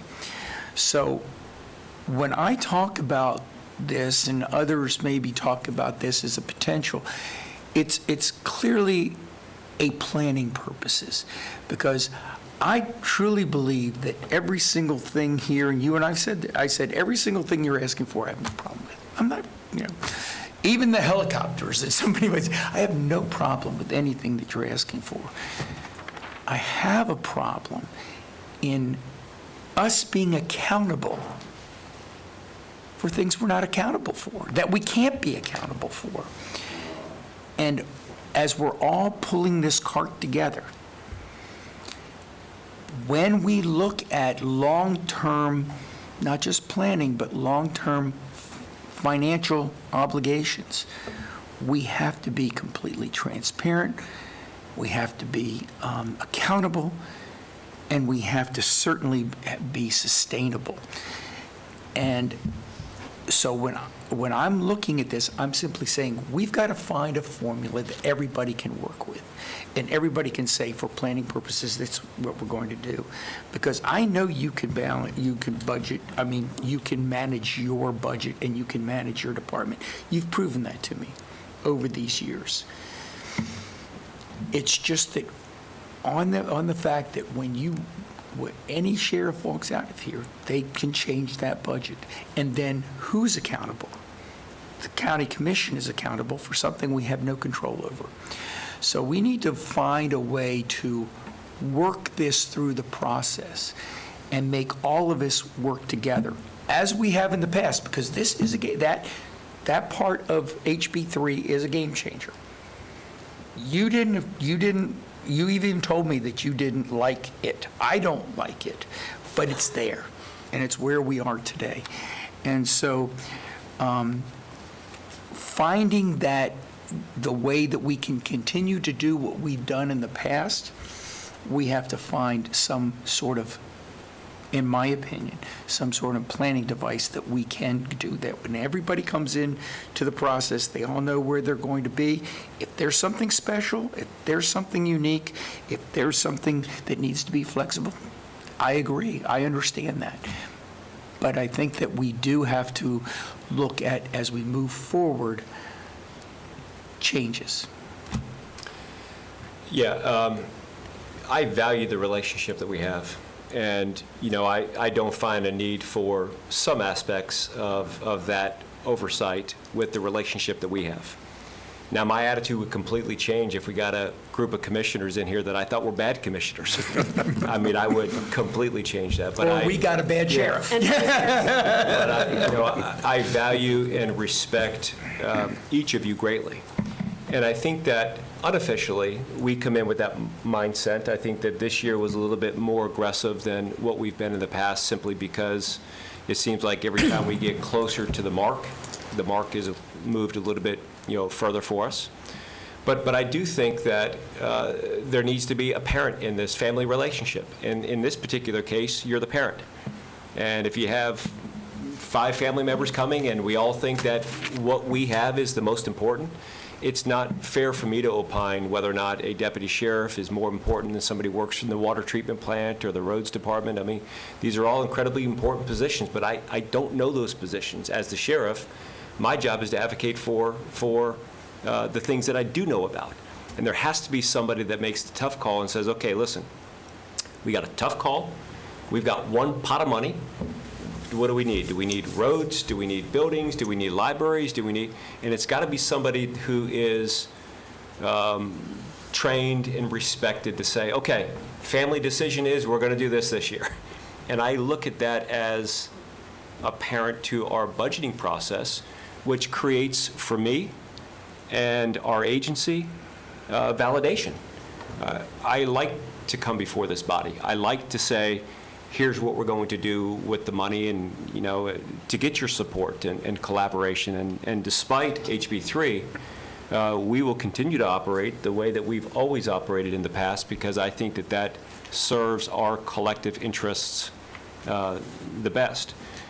I do greatly respect the brainstorming process and giving me the opportunity to offer an opinion on, hey, what do you think about this? Because a lot of people would have said, yes, let's do it, let's move forward. But that could benefit me, or it could benefit me significantly, actually, or it could hurt our collective interest to provide public safety in a way that sometimes we need to tell the kids, hey, the entertainment bill is cut this year, and we need to focus on other things. Then let me just opine myself a little bit. We have, from general revenue, $24.5 million increase this year. 16.5 million approximately is being asked for by your department. And you said, and I would never suggest that we don't continue to do this. This is educational and important, that through transparency, openness, and accountability that we do this. So that was never off the table, or that would change. But since you did say, somebody has to make the tough decisions. And we're looking right now, and I'm just going to use this as a hypothetical, I don't know exactly what it is, but we're looking at potentially having to cut from our budget about $7 million, $7 million. What if we said to you, we'll give you $14.5 million increase? What would you say to that? I would say no, that what we've asked for is what we need, and any decrease would be either falling behind what the state has valued in a police officer or deputy sheriff, which would result in a more expensive proposition of losing people and trying to spend all of the money through attrition, or cutting one of those services that I listed on that chart, which I don't know that there's any wiggle room there. I do think that we should look at, well, it's not my position to say, but whether there's reserve funds or rescue relief funds to get us through this year. I do think that there's some other options other than more critical ones. And I appreciate that, Sheriff, because that's the whole point that I'm trying to make. Right. Everybody would say that they need it completely.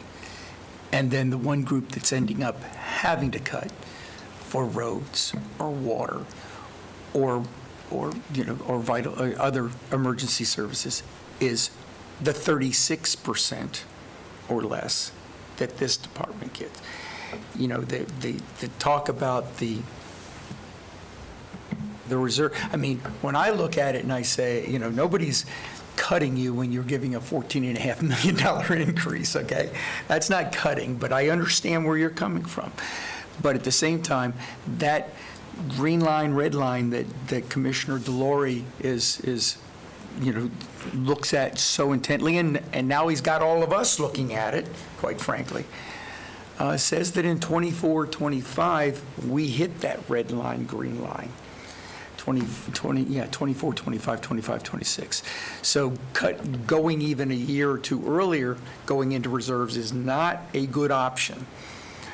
So this discussion, I'm trying to throw out some ideas as we go forward. So what is incredibly difficult for a constitutional to do is to opine a position without all of the information. Now, when we talk about this, we talk about roads and water, but every request may not be roads and water. I mean, we don't know what the comparisons are, right? And I'm incredibly mindful of my colleagues and all of our partners at the county. I think it is my role to say there's never been a time in the 110-year history that what we value a police officer in monetary amount is less than what the state does. And that is the reason why we came in as aggressively as we did at the last moment, right? This HB 3 passed. We've got a great governor who values police officers. I had a conversation with him yesterday about it, but all of you value your police officers. I mean, you do it. I know you do. So we're all in kind of a tough spot because I am mindful about the county budget. I am mindful about every other constitutional office and the county, but I can't say where I would cut or what I would prioritize. Let me not say cut, where I would prioritize unless I saw all of the requests on the table that were there in front of me. That's why, you hear from me, it's like, this is the most important thing in my life. You hear that 7, 8 times when you do this, but it's a tough call, but I think that we went in as lean as we possibly could without falling behind or compromising services. Thank you, Sheriff. Thank you, Commissioner. Commissioner Lockhart? every opportunity I get, and I know every opportunity every one of the five of us gets, we are so grateful and want to express how grateful we are to you and to your organization. There's no other county I would want to live in and be protected in other than this one, frankly. And it's not just because you're here sitting in front of us. We know, we pay enough attention to what's going on in other areas to know that we are very, very fortunate for your leadership and the work that you have done here. And the fact that this board has supported you and prior sheriffs to make sure that you have all of the tools that you need. Our primary job is to make sure that we are providing a safe environment for our public, right? That's the primary goal of local government, is public safety. Public safety encompasses a lot of different things. It's not just the sheriff, but you're a really big part of that. And that's why it makes these situations so difficult. It's like, I love all my children. Which one am I going to say I think is more important, right? When they're all coming with their needs. So, in talking about brainstorming, one of the things that we had talked about was budget stabilization funds, and we talked about COVID relief dollars, and we've talked about, so maybe what I would like to see is not necessarily picking more at your numbers in your budget, but now collectively going back with our team and seeing where there may be resources that aren't a part of our general fund, continuing funds budgeting, that maybe we can get somewhat creative on. I don't know. If those exist, great. If they don't, I need to know that too, because we keep throwing that out as a potential option, so we need to know if it really is an option on the table or not. Nobody wants to talk about raising taxes. I mean, that's something that everyone around this table has said, that we are a fiscally conservative community. We're not interested in raising property taxes. At some point in time, even though it is our responsibility as a board to levy ad valorem millage taxes, it is increasingly becoming, because of increased requests of constitutional officers who do not levy taxes, that this board is being confronted with that red line, green line discussion. And I do want to be really careful because, and Jenny Spencer, I don't want to put you on the spot, but you and I had a great conversation about red line, green line. And if you would be kind enough to come down, and if I'm putting you on the spot, just like Excuse me, Ms. Spencer, would you feign mind something. sitting at the table next to the sheriff? That way you've got a microphone? Would you mind? No. Okay. That way we can hear her for the record. Yeah, no, that's great. I just wanted to give her an opportunity to like trip or do something where she had to excuse herself from the room if she really didn't want to do this. But would you, because you gave me a very sage advice and a cautionary tale that I think is important to share with everyone, if you wouldn't mind, about red line, green line. Sure, not at all. Jenny Spencer, Director of Comptroller's Office and Clerk Finance. So as you know, the plan is to start going out to start the reaffirming of the county's bond rating. So one of the things that I caution resource management is, I do know the underwriters will look at the general fund's unassigned reserve as a percentage of the total expenditures for the general fund, which is pretty healthy. It's about 24% at the end of '21. However, just like any loan that you would get, they want to see prospectively how the county has it, does the county have the financial viability to pay it? And the caution that I caution is to be careful as to what we project, because you don't want to project any uncertainty as to whether or not there's not going to be sufficient revenues to pay the debt service. So that was the caution. And it was heard very loud and clear in our conversation, and so I appreciate very much you sharing that.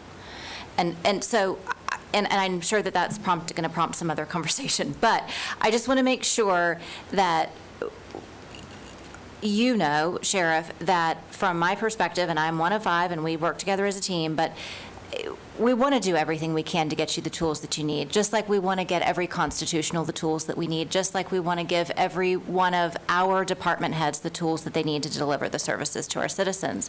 The problem that we have is the requests are more than the revenue.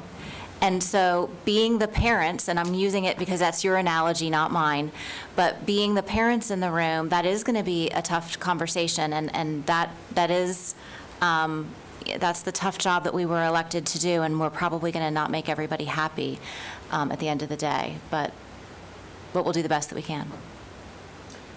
Yeah, I Thank you. think that that's what it is. And I'm confident that I have the need for a very important tool that should be compared against other tools. Understood. Thank you, Commissioner Lockhart. The only thing I'd like to add is all great comments, and Sheriff, I will tell you, your leadership and your staff should be very commended, as well as our staff and our leadership should be commended as well. The way our staff works with your staff and the other constitutionals needs to be noted because it's very collaborative aspect. One of the things moving forward I'd like to look at over the next month or two is maybe there's some large ticket items, some capital projects that maybe your staff can work with our staff to figure out, is there another way to fund it? Not trying to take it away, but how do we creatively fund it? And I think there is some things that we can look at to do that. What that is, I'd like to hear from the two staffs instead of discussing that here, because of there may be some key points that I myself not be aware of, but I want to make sure that staff is looking at everything correctly with yours. When it comes to the red line, green line, we've been discussing the red line, green line for quite some time. I'm not at all afraid of using it, especially with the rating agencies. We've talked about them in those meetings before with them, and they respect us for doing that, and they respect the fact that this county is truly a conservative county and does not ask for things that they truly don't need. And I will also tell you, in those rating meetings, they talk about all 5 constitutionals. They talk about the school board. They talk about the 7 cities. They talk about the surrounding counties. And there's no doubt in my mind, they're going to ask questions in those meetings that you're like, I had no idea they'll bring that up. There's no doubt they'll talk about Sunrail. They'll talk about what's happening in Orlando. They do it all the time. So I'm not opposed to talking about red line, green line. And Jenny, I respect you. Your vast knowledge is truly, truly amazing, and the things that you've done for this county is amazing. I'm glad we have you. But I'll also tell you that the rating agencies understand that we have some hard decisions to make, as well as we all do. And they want us to look into the future. They want us to try to figure out how to make that nickel spend like a dollar. And this county is very well known for that. And moving forward, I have no problem supporting your budget, Sheriff, but I'd also like to ask our staff to work with your staff to figure out other things that we can do to still get you the things that you need, but is there a different way of getting it across the finish line? And I think that's what Commissioner Lockhart and the other commissioners are talking about. And that's what makes this county so special, working well with each other.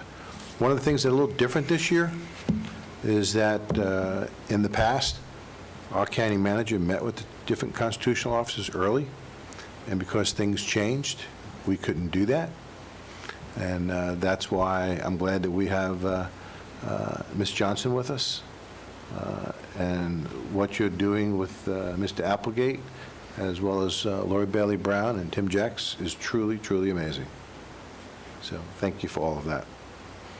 And that's my 2 cents. Commissioner Herr. So I just want to point out that I don't think that the way I received your message is the way you intended it, so I'm just going to try to clarify it. It's not about altering the projection, it's about having a solid projection. You don't want to project uncertainty. We don't want uncertainty. We want the revenue to match the spend. We want the reserve to be built. I think that's what you were really saying. Correct. And what I've explained to Lori and Tim is, I think there were some projections that I saw that was, I can't remember how far out, that was predicting that the reserves, which is different than the fund balance, that the reserve would run out after so many years. Well, when the underwriters look at the financials, they're going to look at what's audited, which is fund balance, but they also will look at projections future, which is reserves. And those two are a little bit different. Well, not a little bit, they are different. So that's what I meant, that depending on how the information is interpreted, one may interpret seeing that the reserve projecting, 5 or 7 years may run out. I think I heard something like 2026. And when you're looking at doing a bond issue of $135 million, which is going to be mostly general revenues, they're going to look at general revenues. So all revenues are going to be considered. So I'm not at all concerned or conveying that there should be any concerns, because the county is a very financial viable county. That's not the point. I was just cautioning how the information is conveyed to not raise uncertainty. I got that. Anyone I else? just want to point out that those, I think we asked for those. So I want to just provide the cover to the staff that we Right. asked for those documents, because we have obligations that are being thrown in our direction in the future outside of the 5 constitutionals. Sunrail is the big one, and I think that was the genesis of it. So as what I would refer to as a planning agency and a taxing agency, let's call that like it is, we have to look that far out to figure out what is the game plan. And at some point, and I realize it's getting late, and I have no intention of having this discussion, but we all need to be thinking very, very hard, and that includes what I would say maybe is 3 of the constitutionals, because one of them is clearly already there, 1 is teetering, but 3 are, I think, in the numbers today. We have to really be thinking about what it is we're going to do in terms of revenue, and I'll leave it at that. But what we're doing today is not sustainable. It's just not. I think we all realize that. We're dancing around it. You were brave enough to use the word tax increase. I commend you for that. I wasn't because we're- suggesting one. I get that. For the record, So but we that's. don't want to do that. We don't want to do that, but. None of the 5 want to do that, but we want what we want. And as the parent, I'm going to say, that just doesn't fly. Yep. So that's the challenge. It's not sustainable. Commissioner Zimbauer? Yes, thank you. I would just point out projections are simply that, projections, and they are a planning tool. And I could put 8 people in the room and get 8 different projections. What I will tell you is everything's going to be just fine. We have this discussion in many aspects. If it's not here, it's in a boardroom somewhere else. And it's good discussion, good dialogue. At the end of the day, it's a tough decision that each of us 5 were elected to make that hard decision, whether that is we are going to pare back somebody's budget, whether we're going to find creative ways to fund it. And I would simply tell you, and I think I've been very vocal on this, as many of you are aware, we just had a CAFR report that shows 25% general fund reserves and 66% other reserves. That's taxpayers' dollars. Now, I always hear the world's coming to an end, there's going to be a catastrophic hurricane. Well, guess what? FEMA comes to your rescue. You front it, you do it. I hear about Sunrail. I'm not so sure Sunrail, that train's left the station yet. I think there's a lot of dialogue yet to happen. I think there's a lot of conversation and consideration we must have, but I tend to look at this cup more than half full.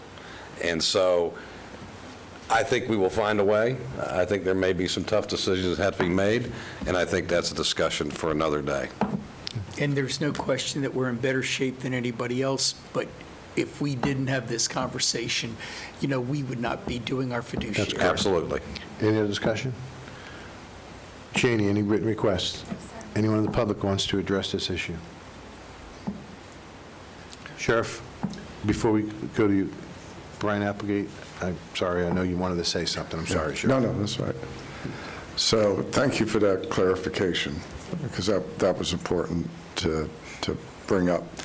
To expand on something the chairman said earlier when he was quoting me, over the last 10 years, 11 years, I've had a lot of fun calling other county attorneys up at the end of the budget season and ask, how was your budget hearing? And they would say, many of them would say, oh my God, we had 400 people there. Lisa remembers those conversations. They were screaming at me, and I had nothing to do with it. How was yours? And I would say, oh, it was brutal. Compared to last year, it went 20 minutes this year. We had someone speak, and, well, he actually wanted to give us a check. Remember that? And they would say to me, well, how did you do that? And I said, well, I had nothing to do with it. When you have 5 fiscally conservative board members over the history of this county who, along with constitutional officers who work as a team, along with 7 cities, that when I also tell other county attorneys that we have 7 cities and I haven't had a lawsuit involving a city versus county or county versus city, they find that hard to believe. So I want to emphasize that I was on that phone call the last time, the bond rating agencies, and just amazing to see, you know, when you have good roads, good schools, great law enforcement, great schools, great parks, trails, go down the list. So a lot of times at these things we emphasize, or we're not emphasize, but we talk, you hear about negatives. I will tell you that I can't wait for the next phone call, because it's going to be a glowing report of what and how we do things. Are there disagreements? Yes. And Mr. Chairman and Board, I know Tricia and Melanie and I will pledge to you that we will work with the constitutional officers' staffs and see how we can get to a table where, once again, Seminole County will be the shining example in this area of how things are to be done. Sheriff, any closing remarks? I do. Thank you, Chairman. And thank you all for your time and direct questions. I mean, I think this process should be, you know, we don't walk in here without expecting direct questions. There's 169 million reasons why every question should be thought out and prepared. And, you know, one of the things that we say quite often is, I wouldn't want to be in your position, but the fact is reality is that I am. You know, I've got to make tough decisions every single day, and some of the decisions that I have to make are between life and death, whether we send a team in, not send a team in. The cameras are, you know, in my face in the middle of the night, as they have been in yours. And I know what it takes to make a tough decision. And I know how much all of you, and collectively, this group, supports their law enforcement professionals. So on behalf of all of the men and women of the Seminole County Sheriff's Office, we are grateful that you are in your seats. We are grateful that you appreciate the work that we provide, which I would argue extends well beyond the stereotypical law enforcement. You know, law enforcement is just a subsection of policing as a whole, and I think that if you listen to all that we've said over the last 2.5 hours, policing is an important part of it, but probably is just a fraction of the services that the citizens of Seminole County are receiving. They're receiving folks that are out there on the front line that understand the hazards of mental health, understand all the consequences of addiction, that work with our judicial system to divert people from the criminal justice system and try to do it in a way that is fiscally conservative and model what government should look like in collaboration with each one of you. And for that, I am so proud to be a resident of Seminole County, and I'm even prouder to serve as the sheriff here. I do recognize that my colleagues probably will give me a hard time about using the word parent, and it wasn't meant to be disrespectful. It was just my intent to kind of explain a scenario that I don't want to dismiss anyone else's request. Quite frankly, I don't know enough about any other person's request to determine whether or not it is warranted or needed, whether it's a county director from the parks or recreations or roads or water or any of my colleagues. I just don't know. But what I do know is our members deserve this. What I do know is I at least want to stay on par with the state has, for the first time in my career, given a dollar amount to the value of an entry-level police officer. And I know every one of you want to maintain pace with that as well. So it's tough because all of those other things that we listed out, from child protective investigations to the opioid work. None of those things can be compromised. So if we can work with our teams to look at non-traditional funding sources on some of the big ticket items, whether they're helicopters or maintaining technology, which again leads to the transparency aspect of body cameras and in-car dash cameras. It's a difficult decision. I do value the dialogue, the candor, the feedback. And I want to thank my team with Lisa and Mary and her team for working incredibly hard, not only on this budget, but to work with county staff every single day. And Bryant, your team has been remarkable. The team, honestly, has been something that we could all be proud of. Thank you, Sheriff. We're going to take a short recess because we still have the guardian ad litem and the public defender. Thank you, Sheriff. 5-minute Thank you. recess.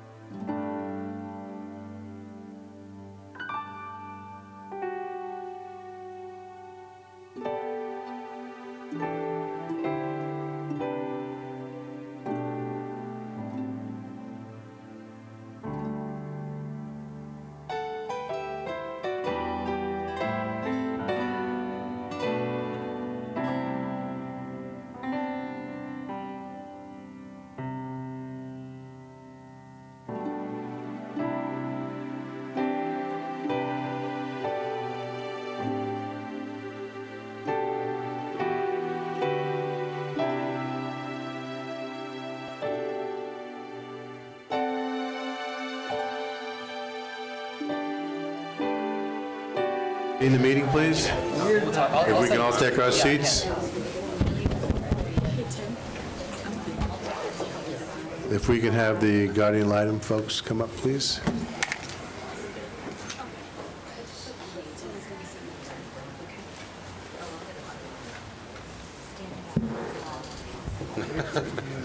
Sheriff's Office, a little hard to follow. Yes, it is. Yes, we're not going to let you have to do that. What'd she say? We're putting them last from now on. I think you'll be Commissioner Hurst said, okay. I'm good with it. Please introduce yourself. Hi, I'm Amber Patrick. I'm the Program Director of the Seminole County Guardian Ad Litem Program. Welcome. And thank you very much.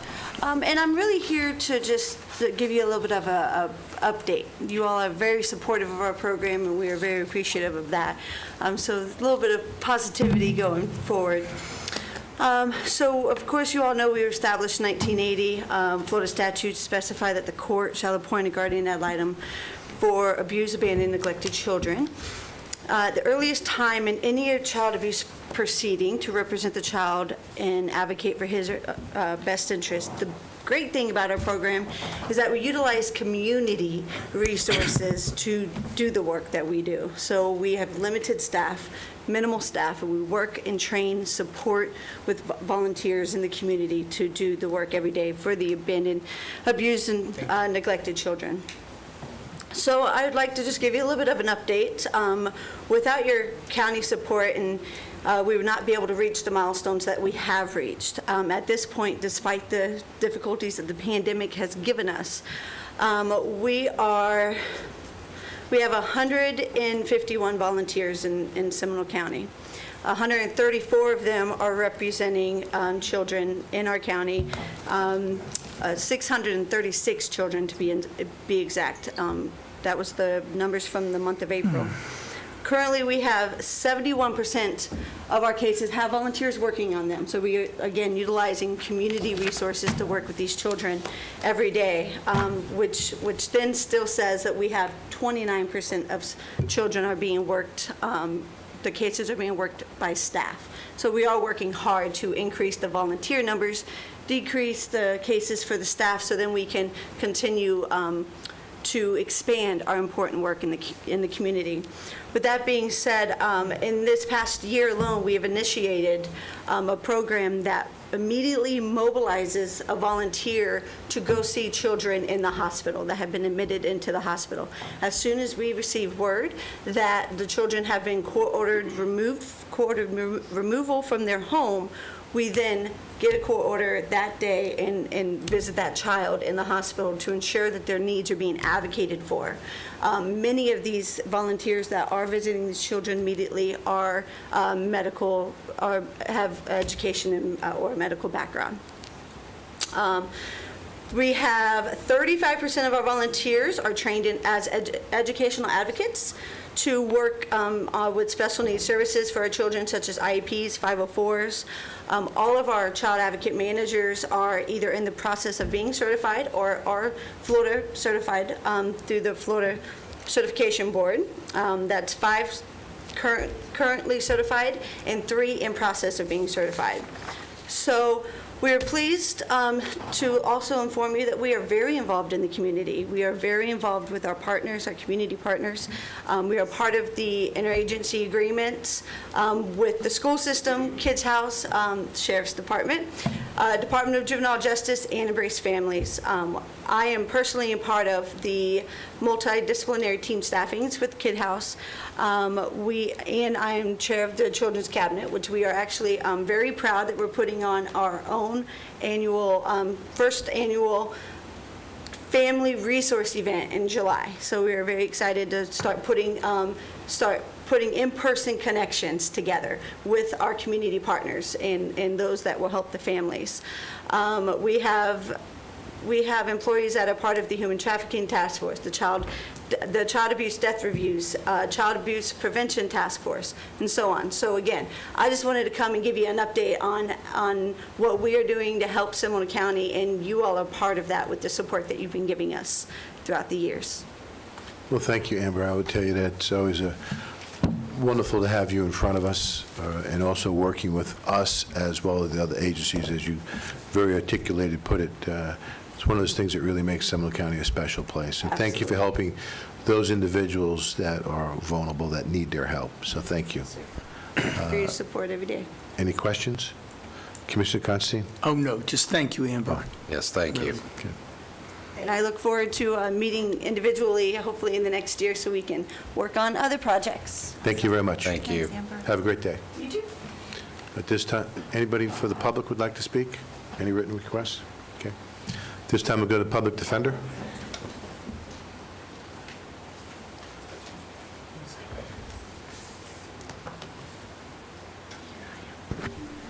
Good afternoon, Chairman Delary and the Board of County Commissioners. I'm Blaze Tredis. I'm the elected public defender for Seminole and Brevard counties, and I'm glad to be here today to speak to you and to thank you for the support that you've given to the Public Defender's Office. In particular, the county by statute is responsible for the internet or the information technology budget.